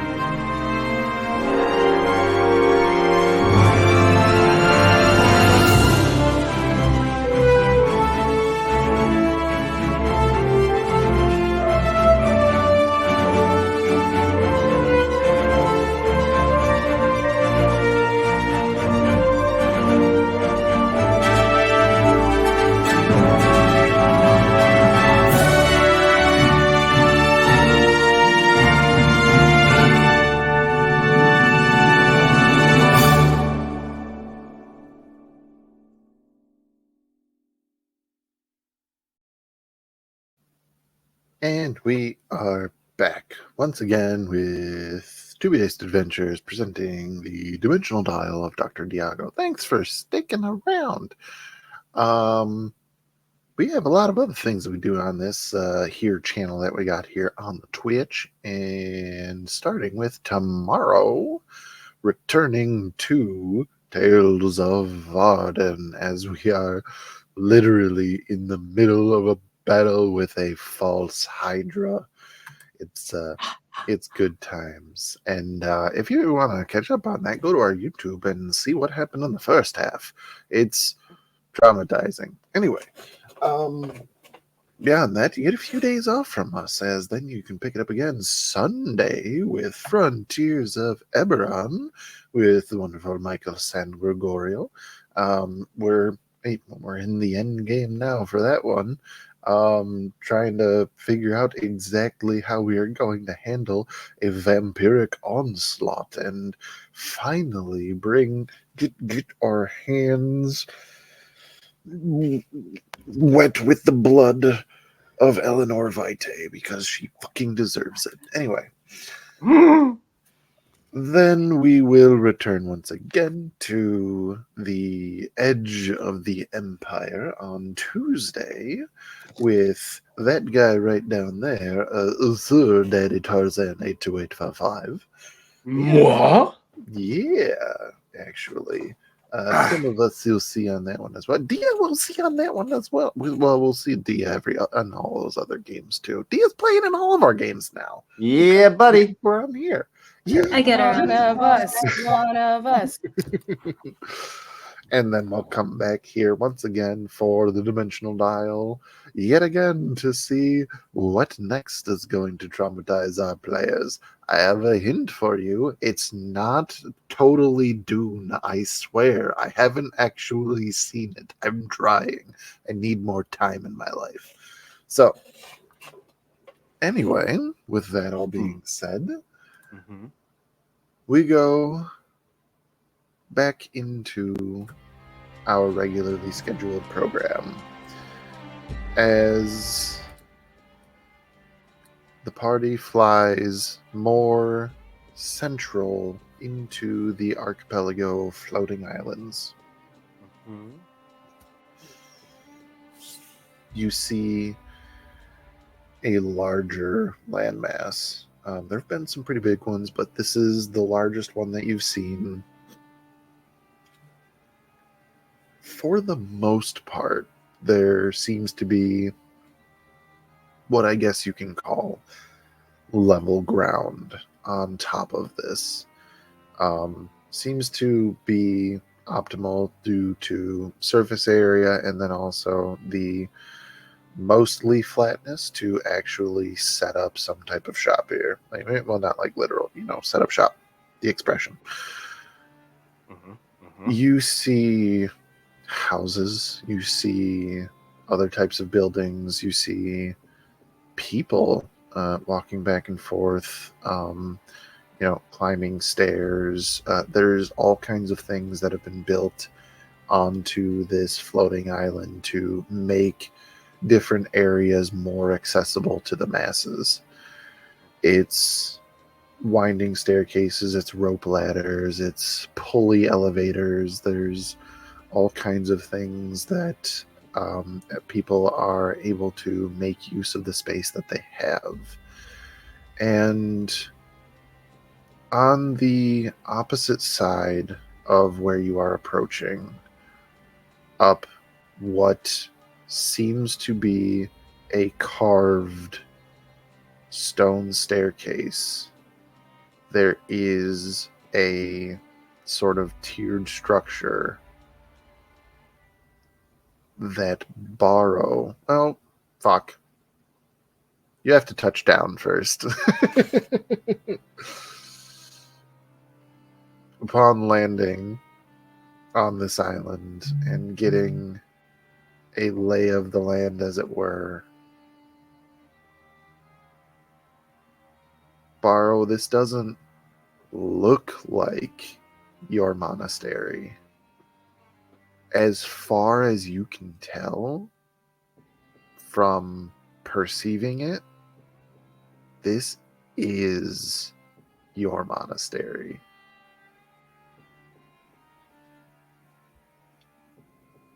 What did he say? Okay. To those who are looking at it from the outside, there has been some upkeep. There is definitely some patches of the walls or pieces of the roof that don't quite match the rest, that look like they were added later. But the foundation and the first couple levels of this monastery were carved directly from the rock that this island is made of, as if this whole section of land was uprooted with the monastery still on it.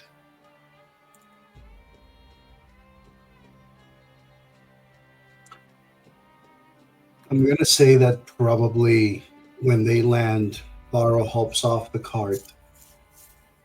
And so immediately his first thing is obviously he does a couple of taps with his staff as he starts to walk in the direction of where his vision is sort of like creating the mapping. And it's that thing where like he does the tap, feels the map, and at first it's like kind of like, okay, like structure, starts to measure the structure. And he takes a few more steps as the tap, and then like it starts expanding more. And then it's just that moment where he sort of senses familiarity, and then a couple more steps. And for anyone watching, they would see as suddenly like the walk of Barrow sort of like slows down, has a moment of pause, hesitation, slight step, tap, tap, tilt of the head. And then he's just goes still with his body in the direction of the monastery. Petrichor walks up and actually grabs your free hand, almost to comfort themselves that you're here, and then just kind of leans towards you. What is it?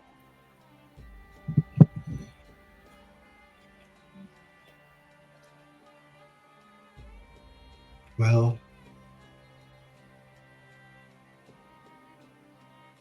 I said one day I would take you, and Riley, to the monastery where I grew up. Mm-hmm. I just did not anticipate it would happen so soon.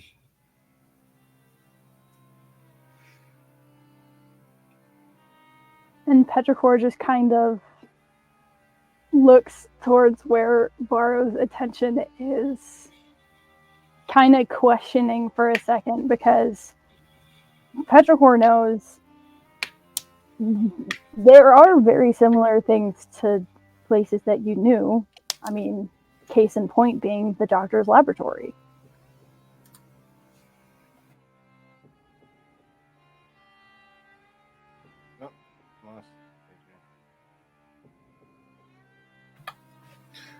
Gagey will be back in a few moments. We promise everybody. When they're back, we will come back to this moment, but to kind of keep the action going, Clucky, Aye. you look around at all of these smaller folk than you walking around. There's, speaking mostly to Tarzan in this moment, there are a few of the like more common races here. Like humans are prominent, ever the survivalists. Elves, honestly, they look like wood elves, which is kind of interesting to say the least. Here? There's a couple of smaller groups of people that, you know, they're gnomes. But what stands out is that Clucky's attention is pulled to the side as he hears childlike laughter. And when he turns that way, what can only be described as a flock of Aarakocra children speed by roughly 30 feet over your head.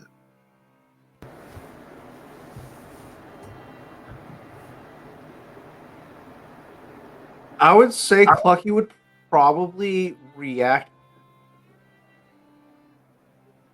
with a blend of both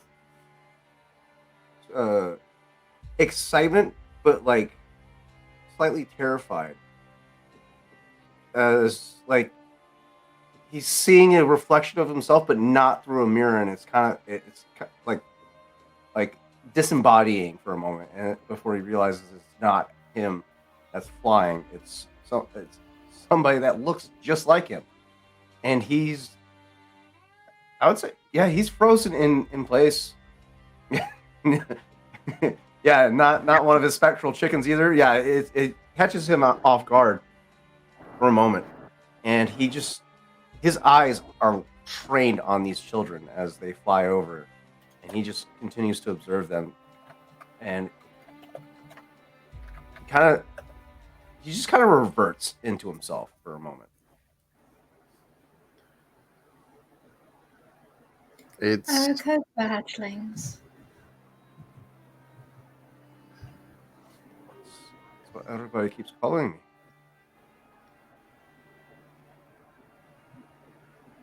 So I'm one of them. You may be something different, but that is what they are called.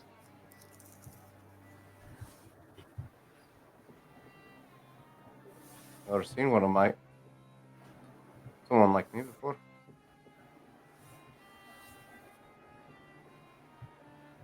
What sort of birds are they here mostly? the coloration, excuse me, and like style of beak and everything like that, reminiscent of more predatory birds, falcons, eagles, Owls. things of that nature. What's that? Owls, probably.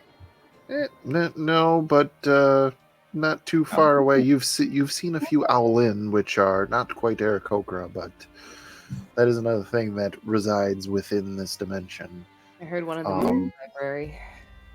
In the middle of the desert. God Yeah.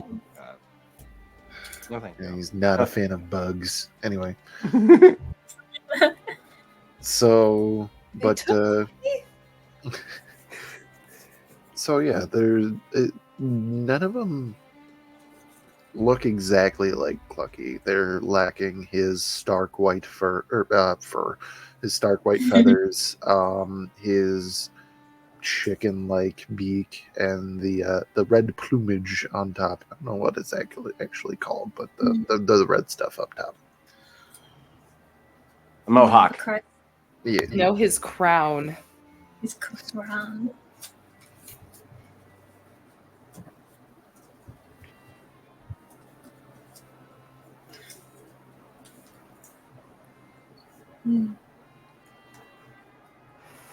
Xanthe will kind of turn to Clucky and just goes, looks like you can maybe even start your own little bird army here. Don't take that literally.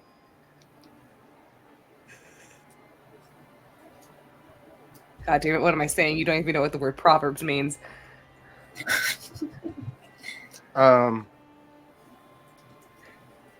many more of them are here? Is it just those children? Well, there's children, there would be parents, and when there is parents, I suppose there would be families. A handful of clans, I suppose. They're about, We do have such lovely feathers, very good for quills. they're about the same age or the same height as I was when I was a season and a half. Almost 2 seasons.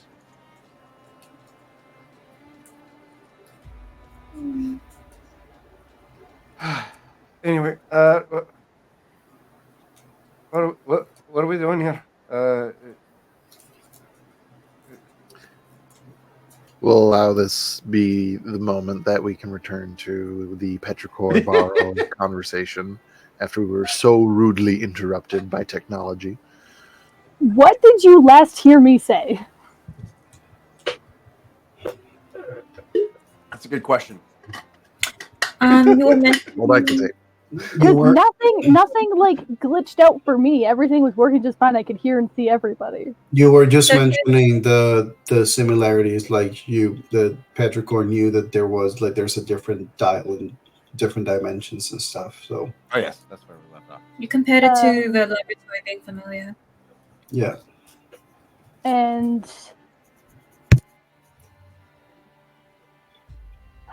what else did I freaking say?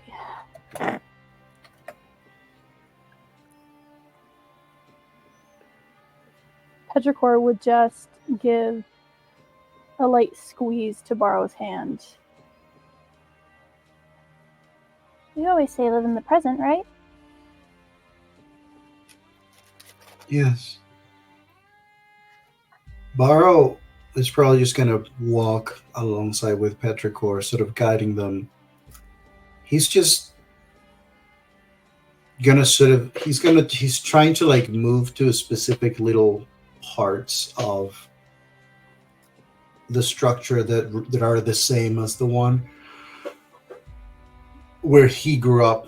So like at the entrance of the temple, he's like moving and sensing the ground, whether or not the tiles are the same. There's a stone carved lantern spot that they had in both sides of the pathway that used to have candles inside that they would light at night, and usually he would use the warmth of it to guide himself.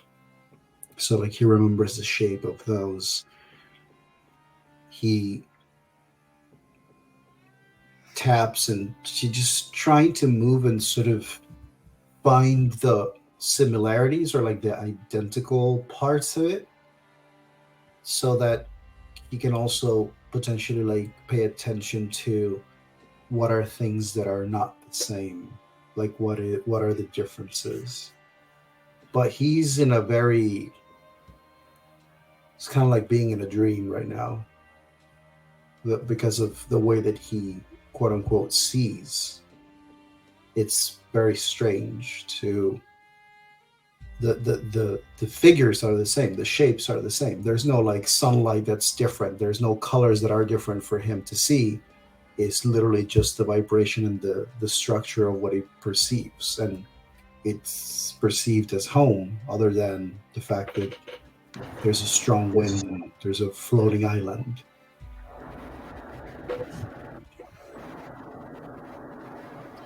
Barrow, give me a history check.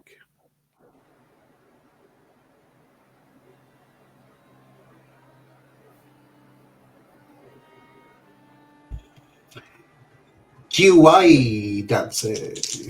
I love that you did the guidance while you were muted and then proceeded to unmute and say it so wrong. That's a sad 11. Sad 11. So, like you said, structurally, it's pretty much identical. I mean, if you went through every single inch, you'd eventually find that there's like some spots where like weathering happened and needed to be replaced or remodeled or whatever the case may be. But for the most part, this is exactly the same. Like, there's, you know, if you run your hand over a brick that you use, or like a stone railing that you would use to climb a staircase, it would be smoother because time had eroded the stone, but it would be the same railing.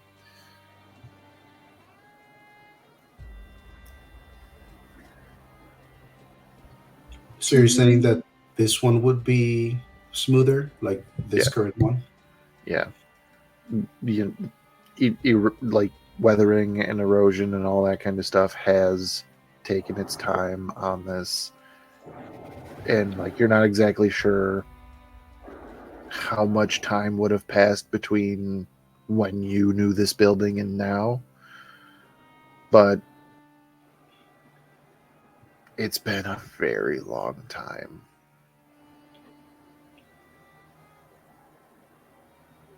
So this particular one is more worn out. Yes. Gotcha. More time has passed here, he would say to Petrichor. What do you see? And Petrichor, like two previous dimensions where he asked the same question, would just describe in the best of detail that they can give what they're seeing, and kind of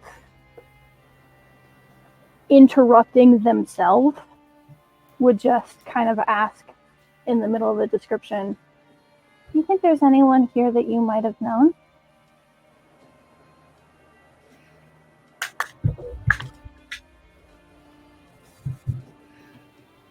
I don't know.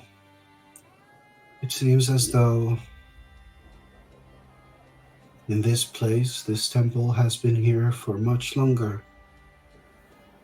If people exist around the same times in every dimension, then most likely most people that I have known would not be here, but I could not say. Maybe there is history here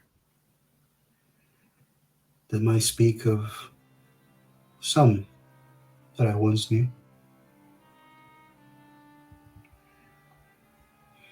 Yes, Dia. Do we see any monks around at this time? Or the Absolutely. Fairies would like to wave over one of them, perhaps one she's traded with before, and say, may we speak to the abbots, if they're available? I may have picked up a brother in the desert, lost in the storm, but carried back by the winds. This, we'll call, why not? Wood elf individual kind of looks over. Of course we'll bring him in. I'll say he doesn't look familiar to me, but we can consult the abbots. Mm.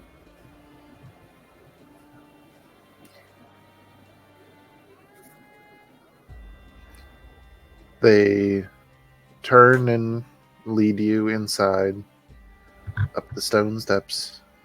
Large double door creaks open. The gentle sound of sand falling off of those doors onto the floor as it opens. And you are inside the monastery. It's rather sparse on the inside, much like you would expect a monastery to be. But that doesn't mean that it's not well kept. It's pristine, not through not through like the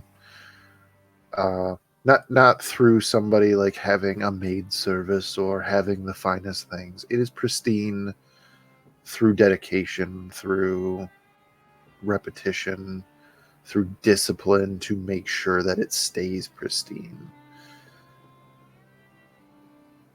There's several individuals inside that you see, some talking over bits of philosophy, some sitting and enjoying a small meal, some walking from point A to point B. There is one off to the side by the window, and it seems that they are practicing a form that the rest of you are pretty positive you've seen Borrow do when he wakes up in the morning. It's kind of surreal in that moment. And you are eventually led to one of the side rooms and a sliding door. And beyond it, you see, dressed in robes that are actually pretty similar, not 100%, but pretty similar to what Barrow is wearing in style, but not necessarily in exact detail. There is a 6 foot tall, athletic built Aarakocra individual.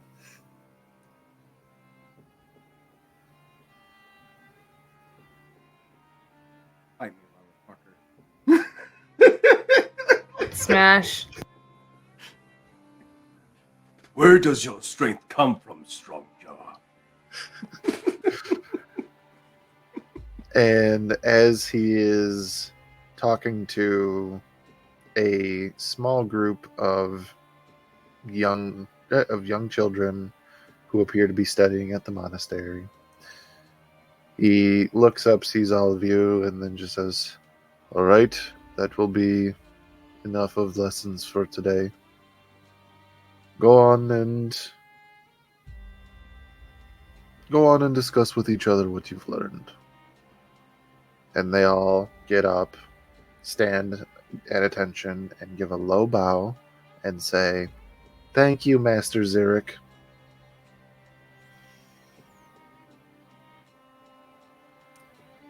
When the room empties, this individual turns to all of you and just says, "It appears we have guests. How may I help you?"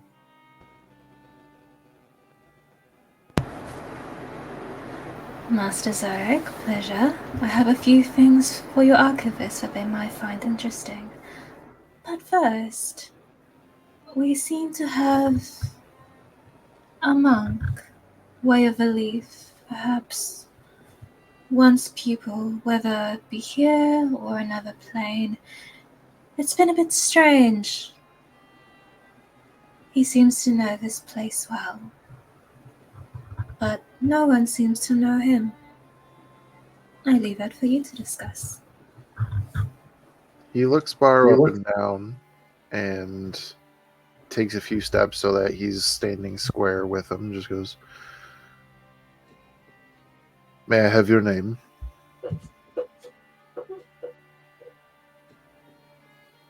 Borrow. Idle Step. Idle Step being the name or rather nickname that was given to him by the monastery.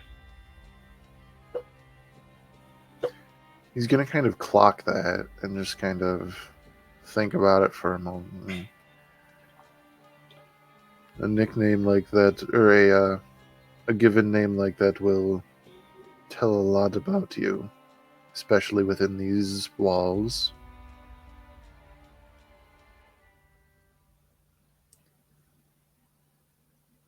And what has caused this leaf to be blown to our doorstep?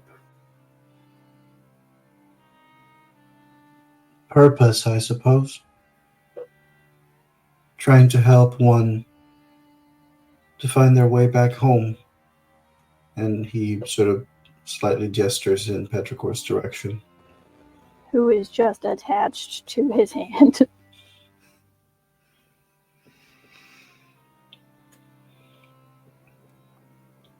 A noble cause. You appear to understand the way of the wind in some aspect, but I've never seen your face.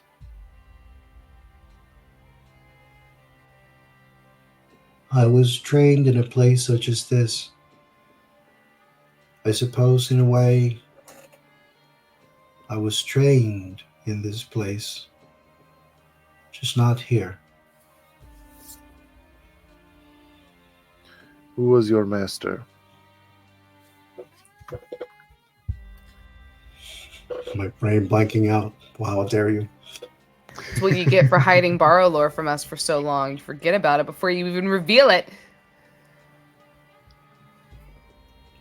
I'm freaking out now because I'm concerned about the fact that I don't see my bar lore document.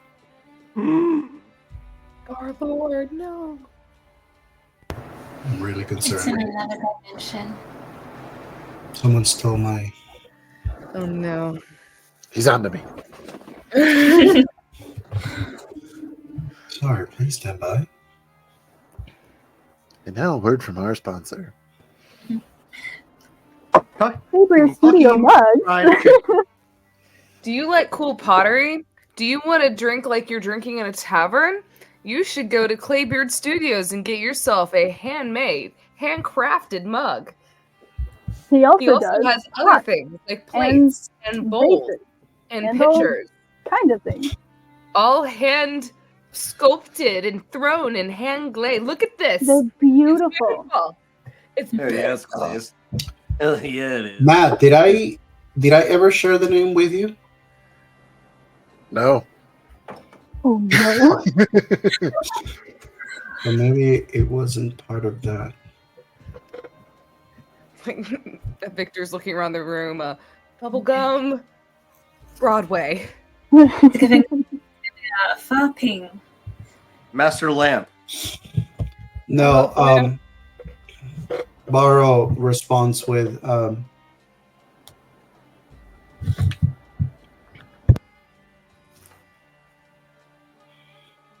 his name was Agado. Master Agado.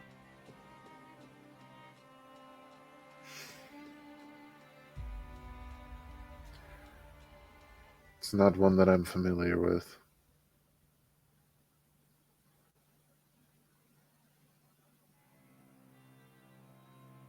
There was the courier. He said something about an event that may have happened in the past. Somehow my name reminded him of it. You do seem to have a name that is akin to that of the before times. May I ask what happened before these before times became what is the now? The specific details have eluded history, but whatever it may be, there was a volcano at the center of this continent, and something happened there, causing a great rift to open in the land. And this rift cut directly through to another plane of existence that is of the most powerful gale force winds that one can imagine. That is all that there is. There is no islands to land on. There is no ground to speak of. It is... There is no up, there is no down. There is no up and there is no down. I was there before I Petrichor came just here. looks up at you and looks at Master Zarek and back at Borrow.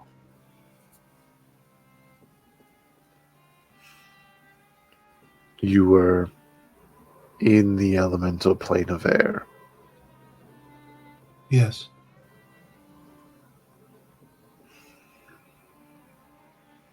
And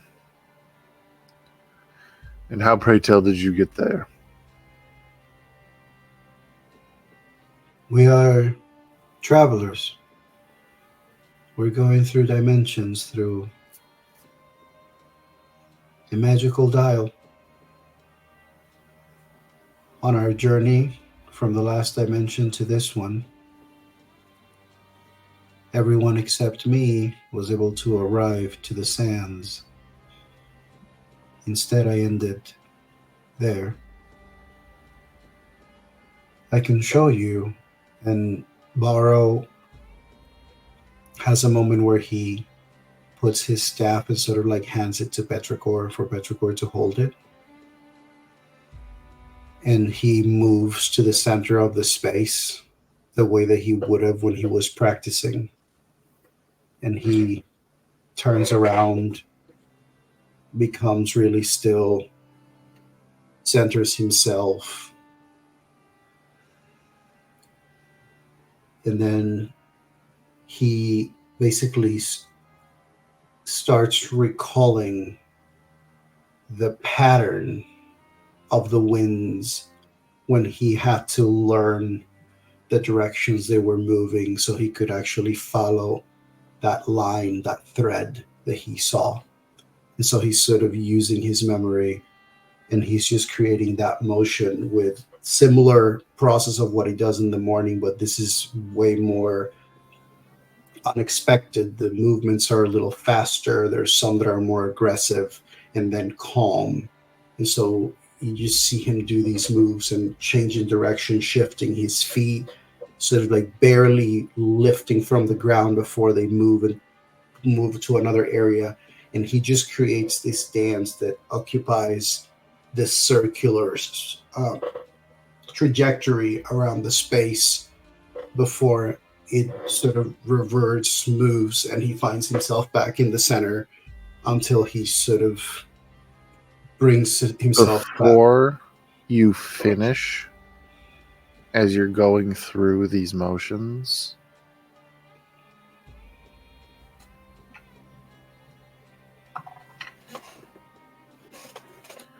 does an 18 hit you? Nope.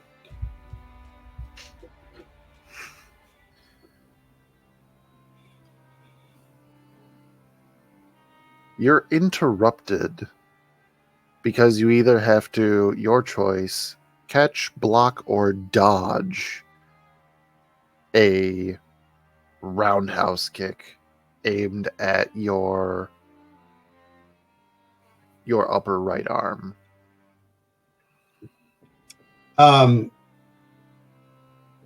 The kick, when it comes toward the arm, Borrow's move doesn't seem to, it looks almost as if he's still continuing the flow, but that same flow that he's doing, his opposite arm catches the leg as he spins behind and then ends up behind the person who threw the kick. And that's when he sort of like stops and tilts his head. Stopping and tilting your head, meeting the same gaze, the same posture of the same stance that you have reflected in Master Zurich.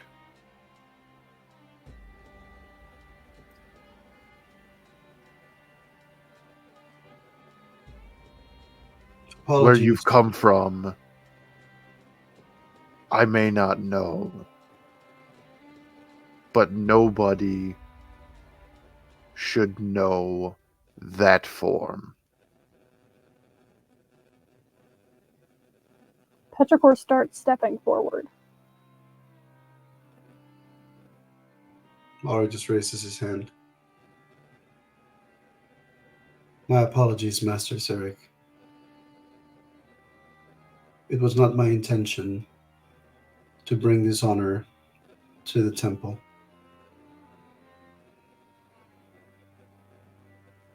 He stands and fixes his posture.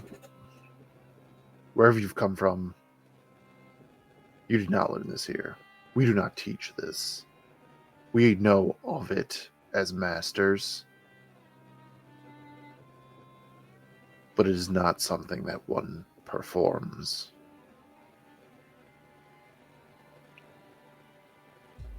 I shall not display it again, out of respect for your rules.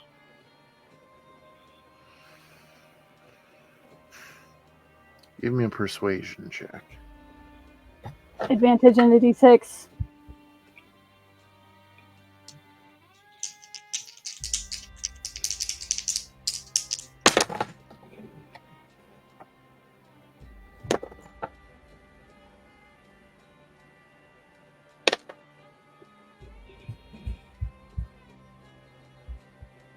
21.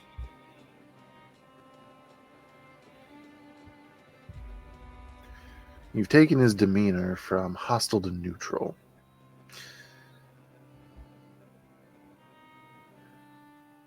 He takes a deep breath and he goes, I'm not sure how the Way of Wind Monastery may assist in getting you wherever you must go.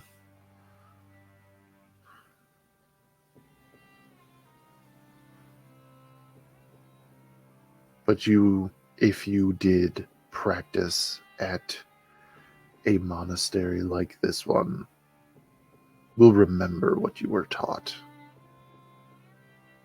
Idle step.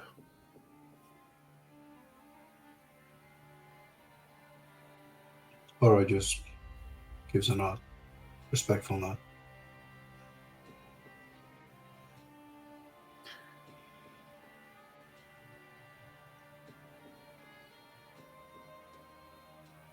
What do you wish of the Way of Wind Monastery?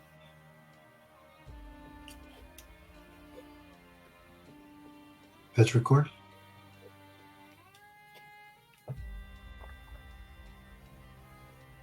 Yeah. You tend to be very good at explaining what it is that we need. Petrichor will walk up to Barrow to give him his staff back and will kind of once again attach themselves to his side. Standing a little bit behind him, almost like putting Barrow between Petrichor and Master Zarek. And just kind of head poking out behind him.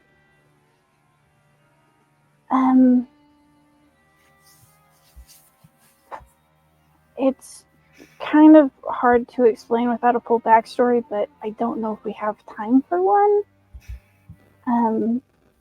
We have this artifact that we use as an energy source for the dial that we use to travel, and we need a way to charge it. It normally takes quite an intense amount of energy, whether arcane or otherwise. We were wondering maybe you could help?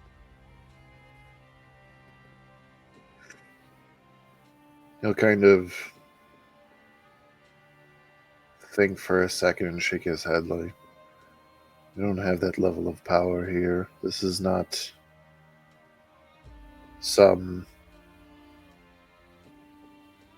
one of the arcane towers of the ages past. This is a house of study, a house of learning I know that. about oneself and their place in the world. Wasn't necessarily asking it directly from you, more of if you happen to know of anything, even if it's just a story or a folk tale.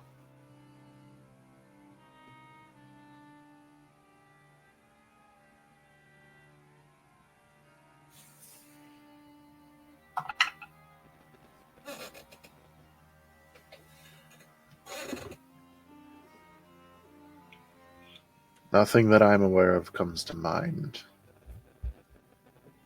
Insight check. Go ahead. Advantage in D6.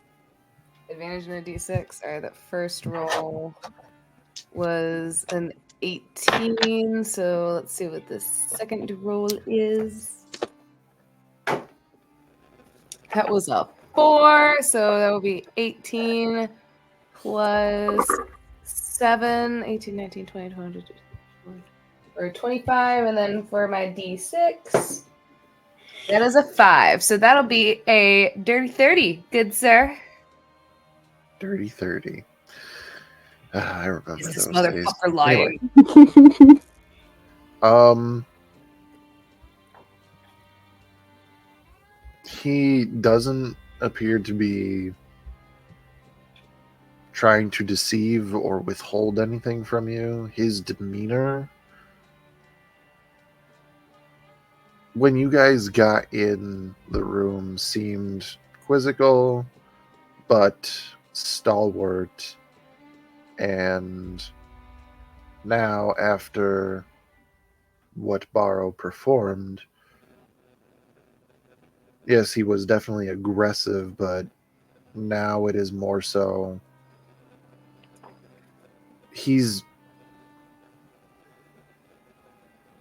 that's going to sound harsher than I want it to. I was going to say trying to get rid of you, but that's not quite it. Like, he's trying to hurry the process along because he does not he just does not want you guys hanging around this monastery any longer than you have to. Okay, Xanthi could definitely feel that vibe. On feeling that vibe, she will kind of take a step forward and just be like, if there are any legends or like one of those towers you mentioned, even if you can point us in some direction, we'll be out of your hair or feathers, I guess, in your situation.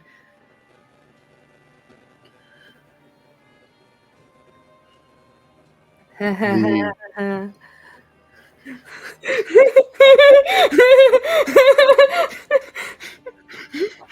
God damn it, Taylor. Xanthi is attempting to be friendly.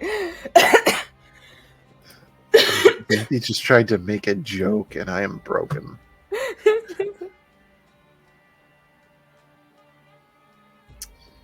I believe it's Xanthi that's called the broken one, but it takes one to know one, right, buddy? Hi. Fucked up myself, yeah.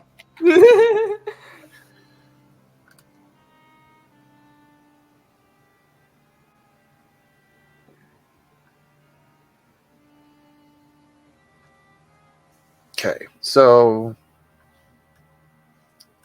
with what you said, he tries to he tries to think again and just kind of in the before times there was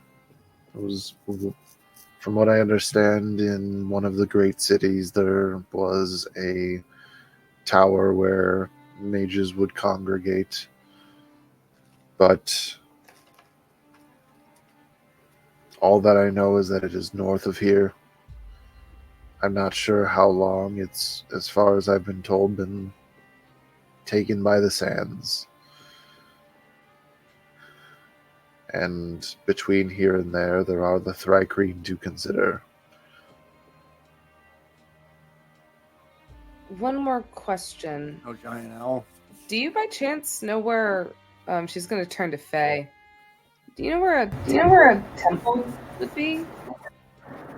And she's gonna kind of motion to Faye, and she goes, she might be able to explain it a bit better than I can. I'm not sure if I would have had this discussion with Zarek already. Considering the placement of the monastery versus the temple that I'm looking for. Well, that's the thing. Being on a floating island, the monastery's position tends to change in the world. So sometimes it's really close to where you need to be, and sometimes it's really far away.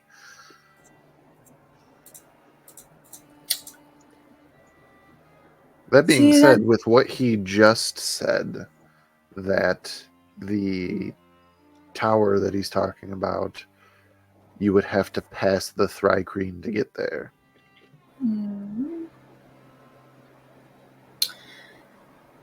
It seems... Actually, no, that would make sense. If there is a mage tower to be found in one area, and it seems to be part of a Thrycreen now, and correlates with what I thought Saban's temple might be, it wouldn't be too far a stretch to believe they may be in the same area, or perhaps along the way from each other. This is going back time before millennium. Things that we do not have any recorded history of. An excavation. How exciting. Perhaps our paths align closer than we thought before. He kind of shrugs and just thinks about it and goes, in what we're calling for the monastery, the upheaval, there was a lot of shifting, and the monastery itself was unattended for a long period of time. A lot of our records and scrolls and tomes no longer were within these halls and have not been able to be recovered. So our knowledge of what happened before the Great Rift is very few and far between.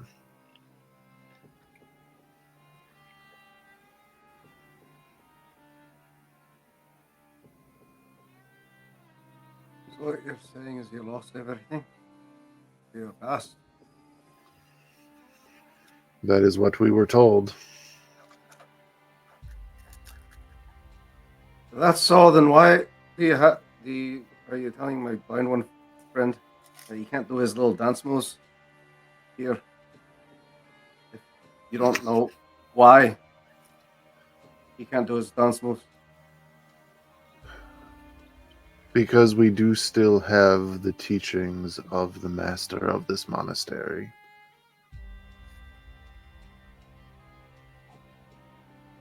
And what did it say about this particular form? He kind of shoots daggers at you from just the glare that he gives, that like, you're talking about this fucking thing again. Petrichor shoots them back at him. Well, he has an AC of 22. No, I'm kidding. That would But be I'm a 10. I'm sorry, say that again? That would be a fair question to ask, Master. As you said yourself, this is a place of learning and study. How can one learn if not from their mistakes?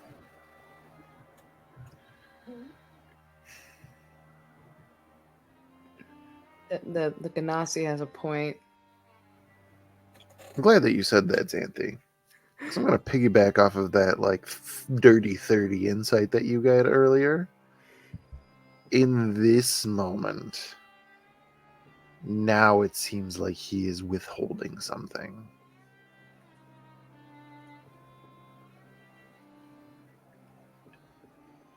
Xanthi's eyes just kind of narrow as she just kind of tilts her head as she is just staring this birdie down.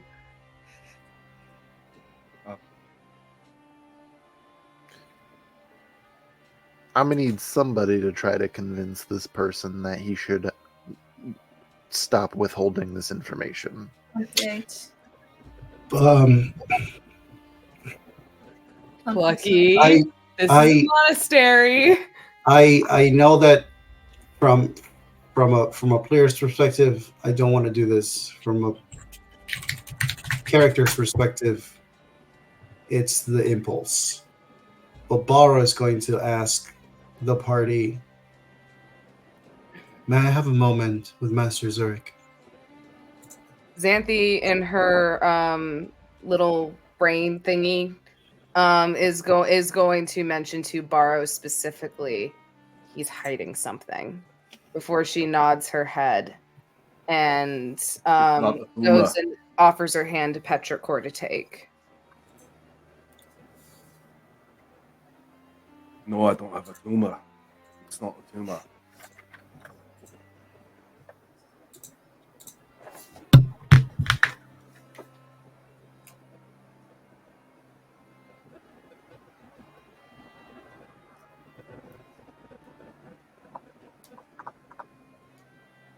That's just silly. What is Petrichor going to do? That is a phenomenal question that you've just asked me. As the players are currently passing secrets along between the DM. and Clucky and Xanthi are just staying there with a thumb up their ass. Hey, Xanthi's trying to be helpful. She's being an insightful bitch right now, okay?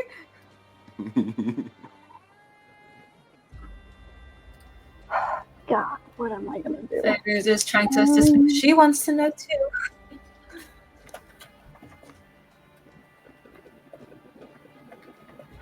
There's so many conflicting things going on in my brain right now. Mm.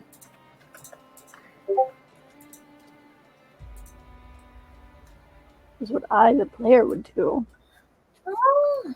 and then what Petrichor would do. Well, Clucky would just beat the information out of this guy.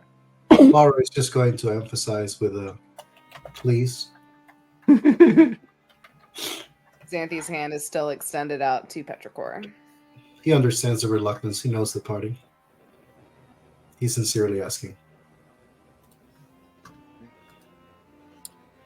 Piggybacking that along with the 28 persuasion rolled in chat.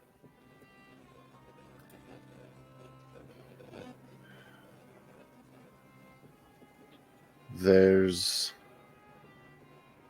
rumor as to what caused the rift.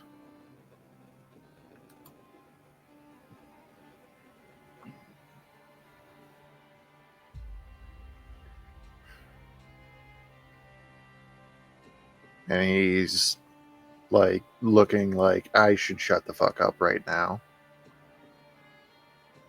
Xanthi's still just staring daggers. Like, go on. Clucky is at this point. Aro asking for a moment, and Clucky gets easily bored with long, drawn-out conversations. He has wandered outside to go play with the children that he saw earlier. This conversation is getting boring.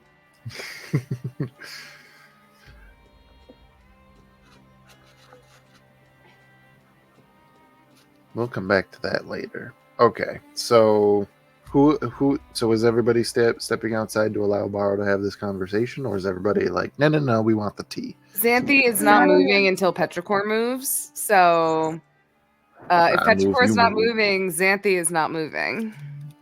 Just like that. We gonna be all up in your business. Clucky's gone though.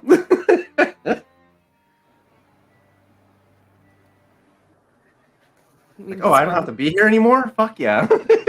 Why we need like a toddler leash for Clucky, because wander off. I mean, if Fairuz rolled the persuasion, though, like, people can stay. This. Yeah. I didn't see the roll of persuasion, so. I'm not in your campaign because that was a surprise. It's true. So you can see. I think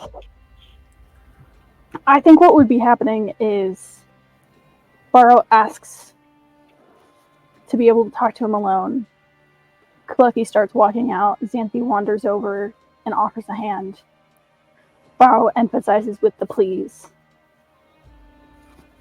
Master Zarek says this information and then looks to be holding.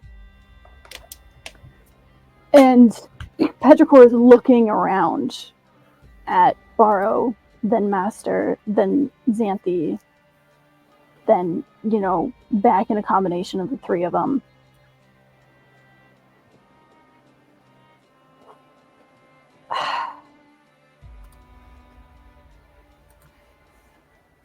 And despite Barrow's pleas, isn't moving.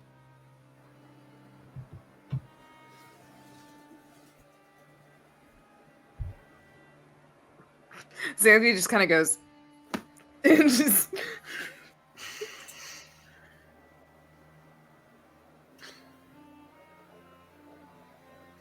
Well, it seems like everybody else is staying. Thank you, Clucky, for, listening to people. Very good at following directions. Good boy.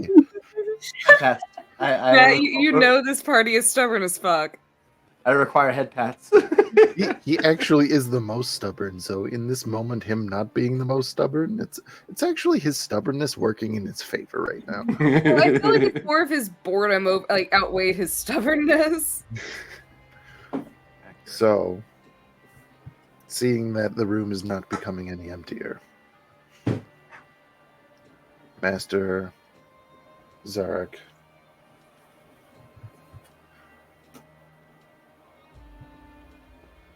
The way of the wind is about allowing the wind to guide you through the world. Whatever may happen, it is as the wind is doing.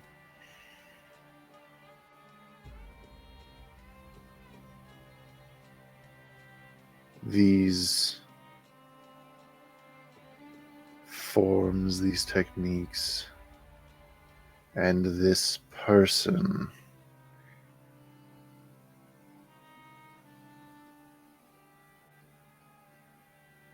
found techniques to manipulate wind. Not in the ways that wizards or sorcerers will make brief gusts, but to try and change the very nature of the winds of Aetheria.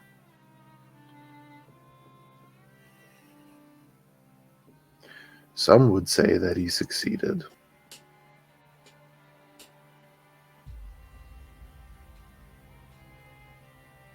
These techniques, and rumor has it, a powerful artifact,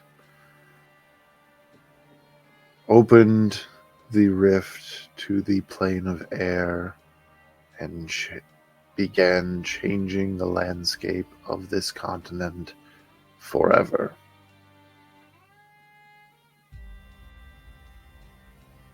What happened to him?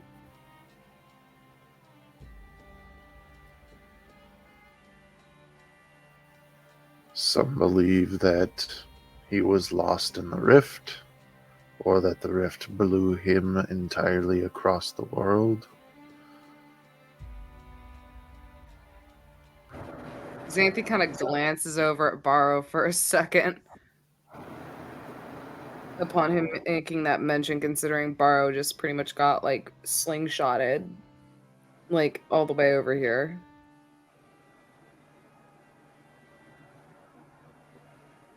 Or like a loaded gun. God. They chewed him up and spit him back out. Can the rift be closed? Can the rift be closed?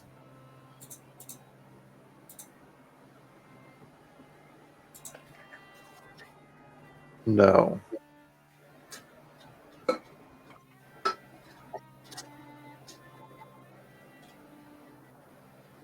Insight check? Arcana. That's a natural 20, good sir, for a 27. Actually, I know Tarzan was joking, but like legitimately, Petrichor would be thinking more in the arcane route of, is it actually possible to close something like this? I will combine these together. The results of the insight and the arcana. Because I know it's gonna be high, you smarty pants. Question: Can the Fairuz did Fairuz say that out loud? She said that out loud. Barbara She will do an insight has check never on Fairuz. said- Yeah, go for it. 27 arcana. Excellent. So 27 insight. Nat 27 insight. Jesus Christ, somebody go play 27 as the winning lottery number. And the winning number ends up being 1. Because Naturally. we're number 1. Fairuz said, "Can the rift be closed?" in the same tone as someone would say, "Oh yes, the sky is green," with the same sort of disbelief of someone who never would have considered that to be an option or entertained the fact that it could be a possibility. So you get the impression that whatever the rift is, it is very much an integral point in these inhabitants' lives. It's not seen as an inconvenience. It's simply as much a part of the land as a mountain. Xanthe and Petrogor, this is much along the lines of what you're getting insight-wise. It's just, this is the way the world is. And in some cases, there is the possibility of, if something could have been done, it would have been done a long time ago. However, since natural 27 on insight, and then going into the Arcana route, you think that, like, in the back of his mind, he might admit that there could be a way, but his demeanor on whether or not it could happen is like, well, yeah, of course. Like, we could close the rift if this happens, but that's never going to fucking happen. So, upon taking this in, Xanthe kind of like looks at the master and she just kind of goes, so there's stories about the rift being opened. Are there any stories? Obviously, the story has to come to an end. Is there any sort of ending as to how the rift could be closed? If one were to close a rift, hypothetically. But it is not meant to. Borrow interjects. And his attention goes to Zarek.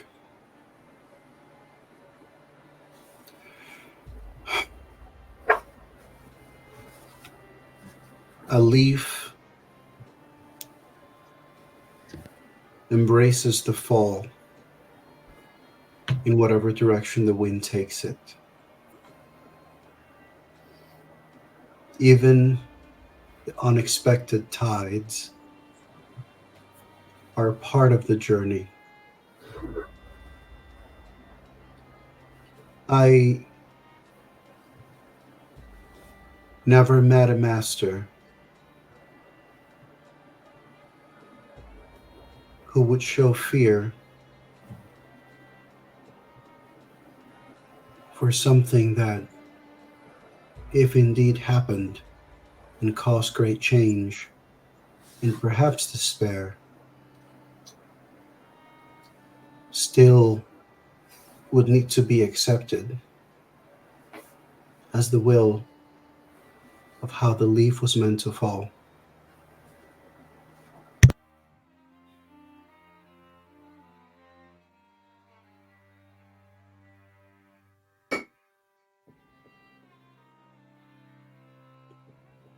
I have concern for your fear, Master Zarek.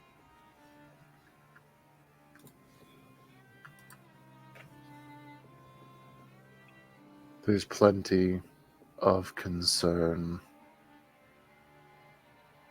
when the rumor is that the person who ended the world before to create the world anew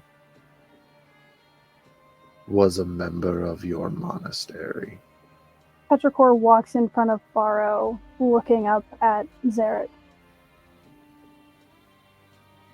Hypothetically, it can be closed. With an opposite and equal reaction. The same way it was opened is the same way it can be closed. That's not something that we have. Well, you were just talking about how the form that he performed is one that isn't taught because it's the one that opened it, right? This is correct, but they also had some type of artifact that called upon the elemental plane and brought it through. So we Brought find it closer. Use it as a keyhole to close it. Not. Petrichor, It's hypothetical. I'm not saying we actually do it. just because this rift has been open, just because it could perhaps be closed, the question is not whether or not it can be closed. The question is, should it be? I'm not saying it should. I'm just saying that some people need to not overreact to things because sometimes the thing that caused something can be the thing to fix it. And we'll turn It could around. be the thing that also makes it worse. will tilt their head back towards him. I guess we'll never know. And we'll walk out. As Petrichor walks out, Xanthi kind of turns to Zurich as well.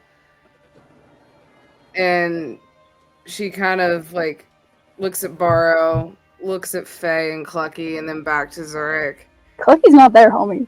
Oh yeah, Clucky isn't there. Clucky's looking. Faye and Barrow, and then back to Zurich.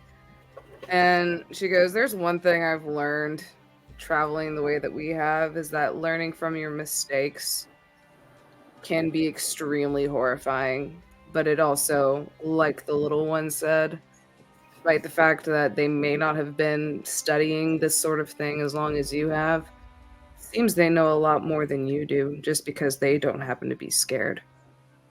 And she leaves.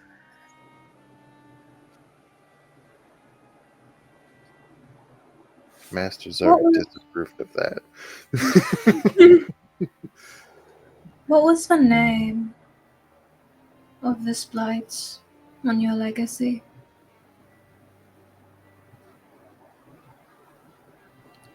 They don't know for sure. There's only one There's one that's a possibility, but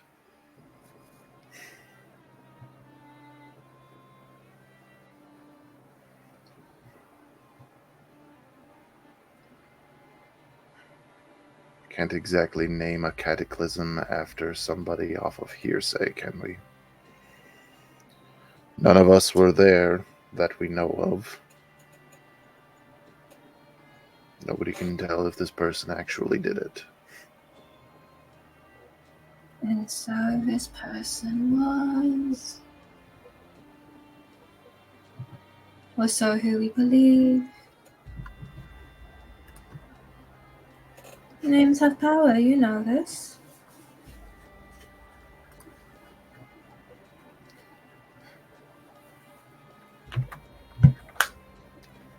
He's gonna kind of, like, you get the feeling off of this that, like, it's kind of that whole idea of, like, if you give it a name, you give it power. So, like, this is very much so a he who must not be named situation, even though it's not literally like that. We got the name, guys. It's Voldemort. It's not literally like, oh my god, everybody. I know how to close the rip. It's Harry Potter. We gotta find the Horcrux. We first find a staff, and then we find like a hat. What is going on? Oh, jeez.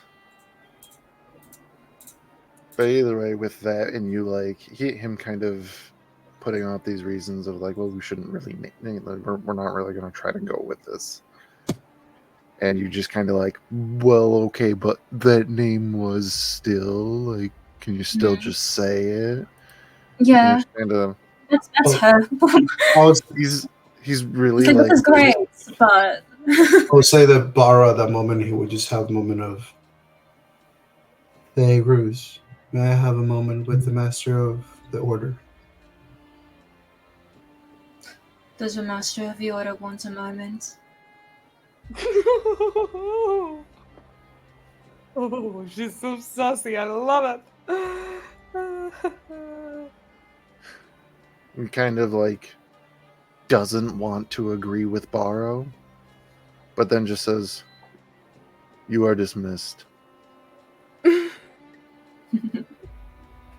Her laugh sounds like wind chimes, and then she walks away. Ferus carries herself with the impunity of, please understand, this monastery teaches a dance from which she was born. So, she's just vibing. Smash. So now that we have eliminated, by process of elimination, everybody else in the room, Barrow, you have the floor. Varo allows for sort of like the quiet to settle.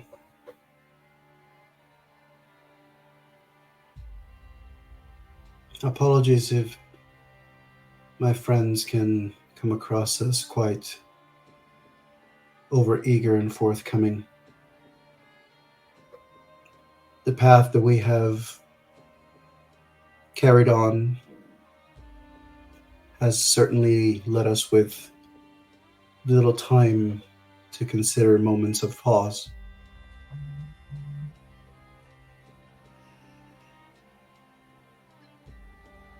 Forgiveness is not mine to give, but you say that you are being carried by perhaps the most chaotic and mysterious winds that one could possibly process. And if this is true, I suppose a lapse of decorum is acceptable.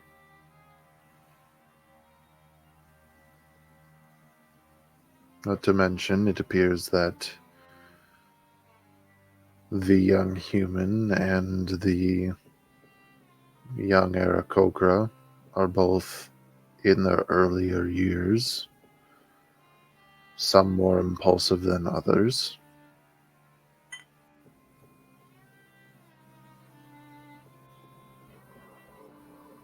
I never considered the wind that guides me to be a violent or dangerous one. And the form that I show you was just me remembering what I went through before I came into this realm only hours ago. Nevertheless, it's been a long time since I have been at a monastery where lessons can be learned and the connection to the wind can be revisited. I understand that you may have apprehension about me because of what I have shown,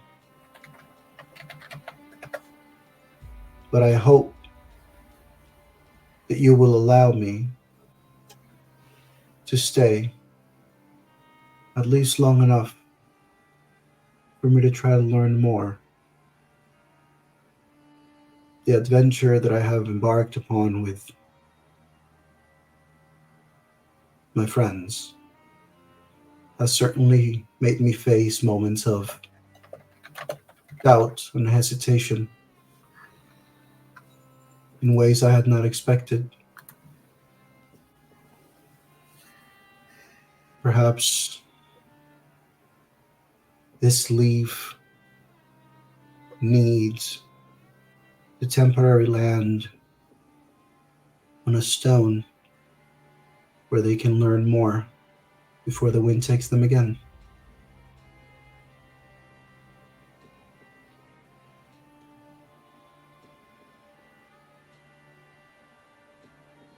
It is not a figure of speech when I say that you have ruffled Master Zurich's feathers.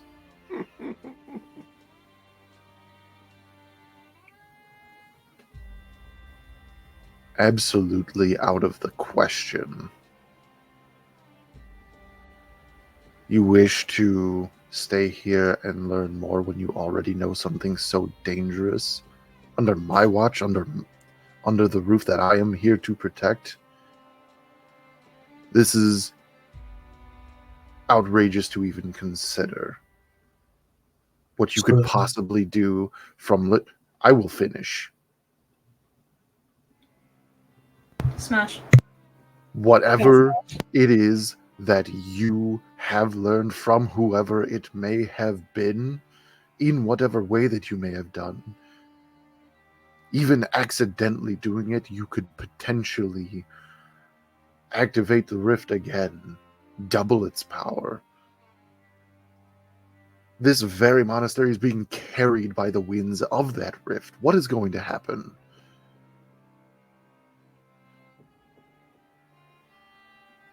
And as the young one suggests, if we close the rift, what happens then when the winds are not there to carry it aloft?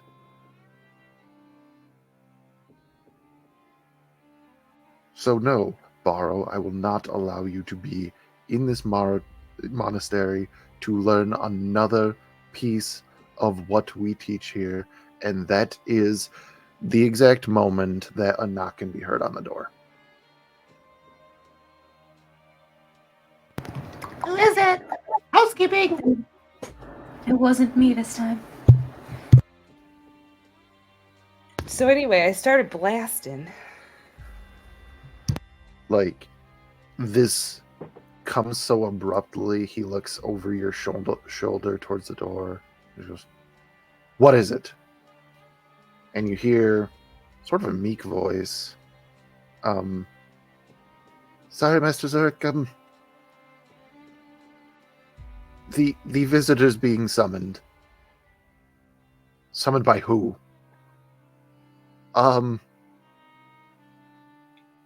Master Ugri.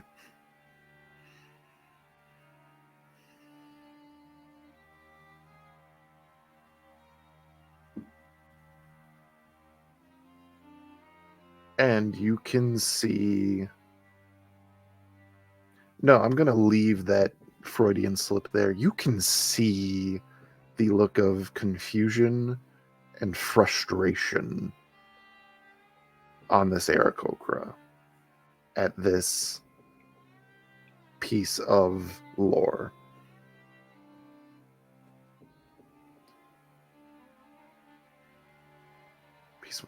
Piece of information that has just happened.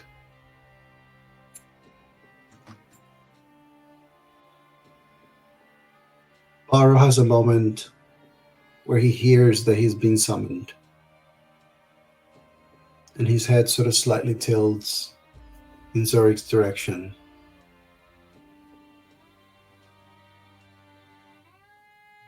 Where the wind takes me. And he bows. His hand that was pointing at you clenches into a tight fist. Smash! Do you leave the room? I turn around and I start to walk toward the meek voice. Drop a burn heel on your way out, buddy. Because you just roasted that bird. As I'll say though, as Baro is walking away, he will call to Zurich.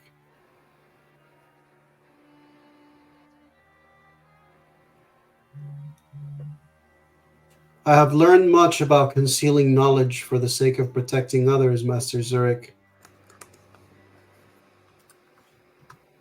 I can only tell you, it creates a greater rift.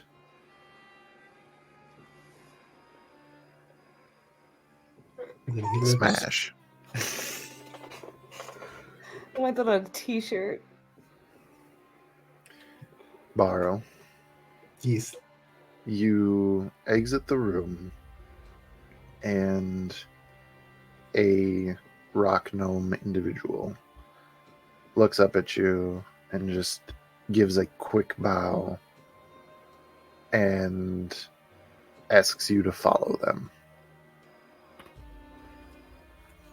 Baro follows.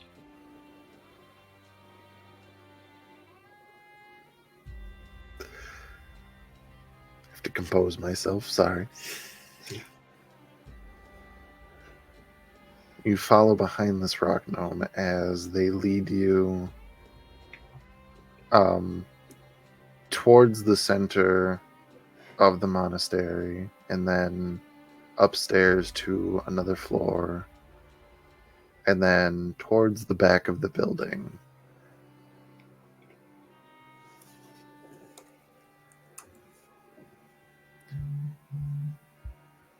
There is a large, intricately carved wooden door that they lead you to, give a quick bow, and then leave.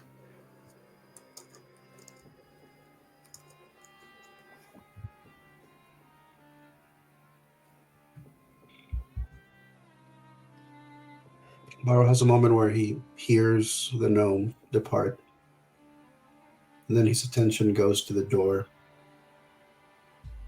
His hand sort of lifting and touching the door, sensing it.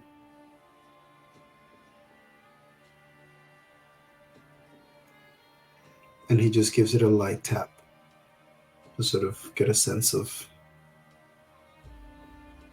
what's ahead. What is ahead is also revealed because with that lightest of taps, the door creaks open.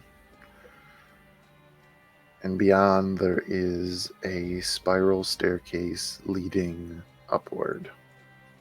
Ooh, huh? Fancy. Baro walks in. He's very much just he's super focused. Like he's just every step is deliberate. Every move with his staff hitting the ground is deliberate, so that he can keep a momentum of sound and vibration throughout the journey, to keep himself as aware of as much detail of this environment that he is navigating. As you are ascending the staircase, I am now going to point out that on your way to this area, when you were passing through a door, that door, now that you are on the staircase, is where this rock gnome individual halts a petrichor.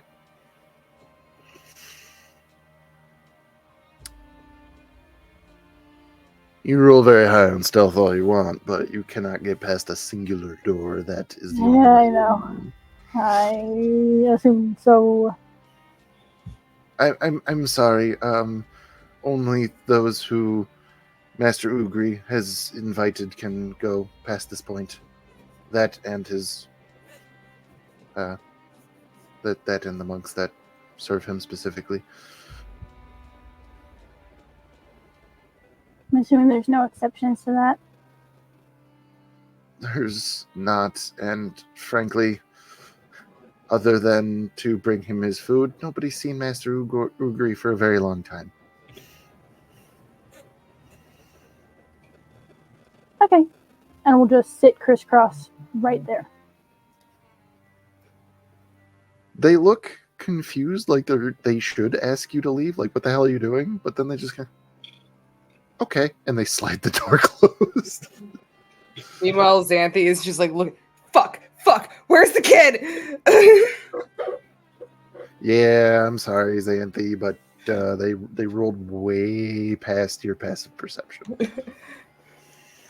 I swear, you turn away for a fucking second and kids are just... Listen, I just got my dad back. Elder, I am good. spray paint or something. Baro just has a moment of being still, sort of silently with his head connecting in the direction where Petrichor is, giving a slight nod and a kind smile of reassurance before he resumes. You make your way up the stairs. It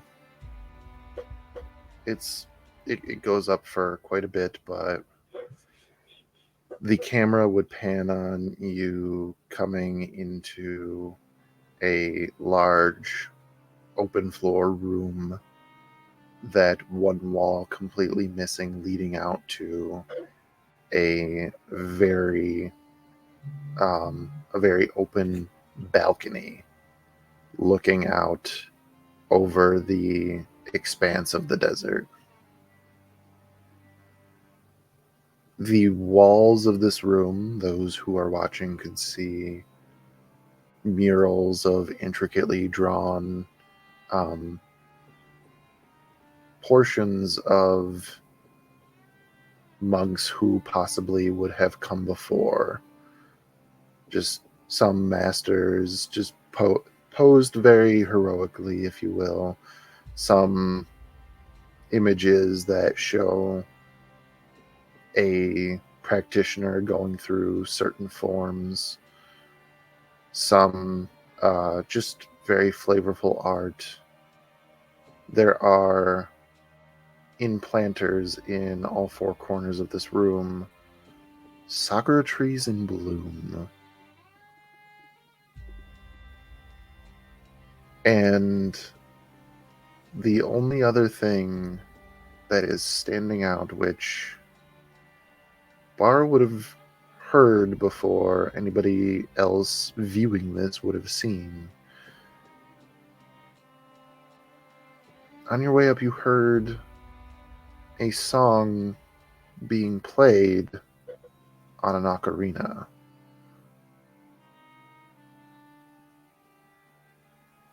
In this song, now that you are being led in its direction, there is a humanoid individual seated on a large pillow, facing out towards the balcony, their back to you. The robes that they wear, similar style to yours, but whereas somebody would assume it was more, dare I say, flashy or auspicious to indicate some sort of higher level of rank, they are incredibly plain and show signs where there was rips or tears that were hand sewn back together, not very well, but functionally. Like the wrong style or color of thread was used, but almost all intentionally done to show exactly what this robe has been through. And this form that is before you, arms held up to play this ocarina, the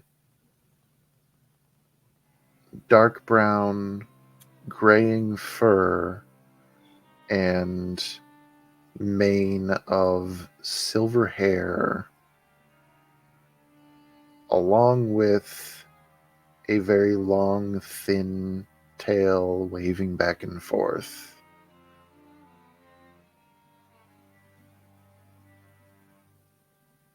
The song, as you approach, comes to a conclusion, and turning around, the visage of the Hadozi master, Ugri Mistsun, looks up at you, and with an almost goofy smirk, Baro, welcome back. How has your time in private study been? And that is where we will end tonight's episode. What? What? You cannot do this to me.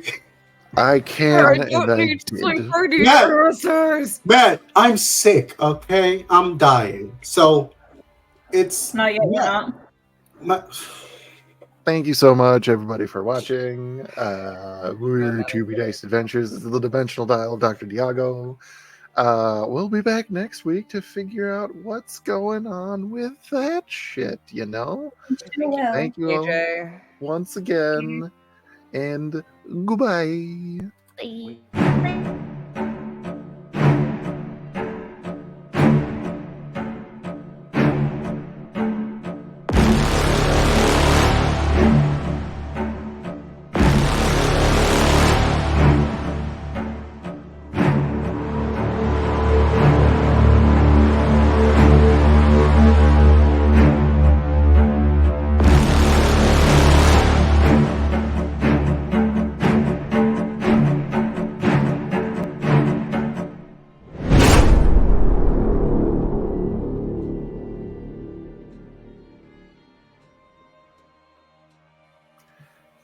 Hi, Tarzan. I didn't do it. You What went am I doing? along and started playing with some Aarakocra hatchlings, right? Yeah. They think that you are just the most fun thing. This big, hulking visage of an Aarakocra being everything that they could possibly dream of growing up. And there is a huge, like, you're just... How are you approaching them? So initially, Clucky would have approached them, crouching down to their height. You'd see him like, the traditional crouch down, hands on his knees. So, are you all born by the queen of the Raven woman? Hi. No. They start giggling between themselves, and one goes, "No, we have parents. We were hatched. Weren't you hatched?"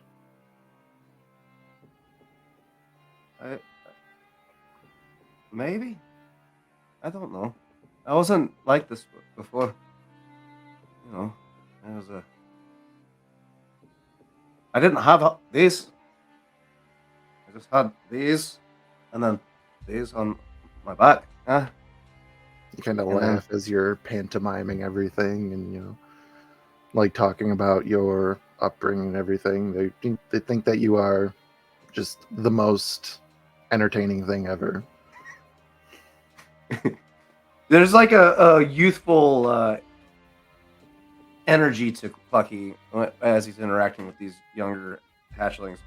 I'm assuming that these are at least they're in their first year of growth, or borderline entering their second year. Pretty Just much, maybe I would say human equivalent of like 7 or 8.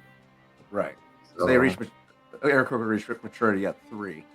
yeah, So that about yeah, tracks. he you got a sense that he's kind of reverted back to when he was at 2 years, maybe borderline 3, reaching that point where he's getting to the size that he's at now. He's just like, so what do you do for fun here? You just play with rocks? I used to play with rocks all the time. That's how I got this big. They all look at each other mischievously, and then one of them looks up to you, like kind of like waves you down, and they boop your beak, and he yells "tag," and they fly, and they just scatter. Okay.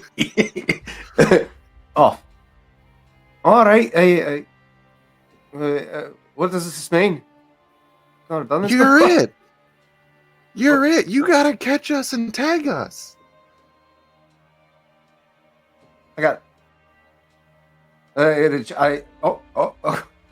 He goes, stands up, and just immediately takes flight and starts chasing them down. Probably being a little more aggressive than he should be, given that he's never done this before and doesn't know exactly what this means. Let's call this... I don't want to do athletics. Plus, 'cause you'll he's kill the child. also right. He's also wearing the stone giant belt that is Right. drastically increases strength. We're just gonna call it an acrobatics check, as you're kind of basically trying to catch up to and then Right. catch one of these kids.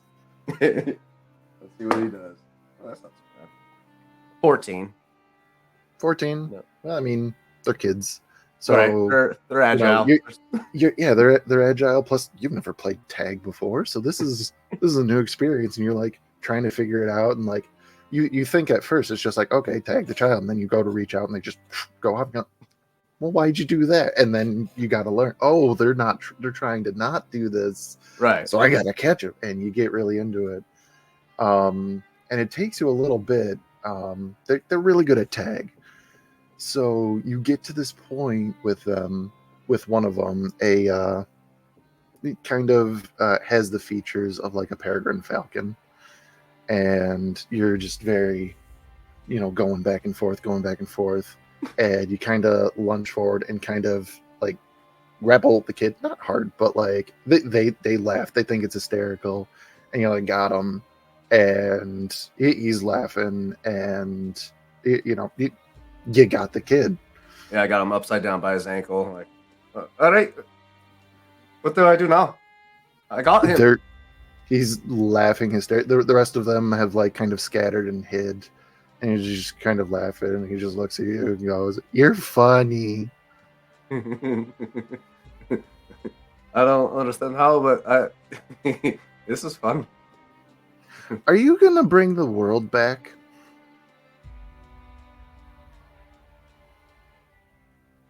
Hey, no, maybe. What do you mean? Bring the world back? He kind of like sits up and like grabs your hand and gets his ankle out of your grip, so that he's right side up, and then walks you to a wall. Like they've been playing around like a park. There's like sort of a wall, and when they bring you, or when this child brings you over to the wall, and they point, there's a mural. And on this mural, you've seen all kinds of Aarakocra around, but none that look like you. There is a very strong looking Aarakocra with a very ornate belt and a large red. I would look and see what word that KJ told me a while ago. Crest, large red crest on top of their head, standing with a bunch of people around looking up at him in admiration. Hey. Plucky just is baffled by this image. Is that supposed to be me? We'll see you next week, folks.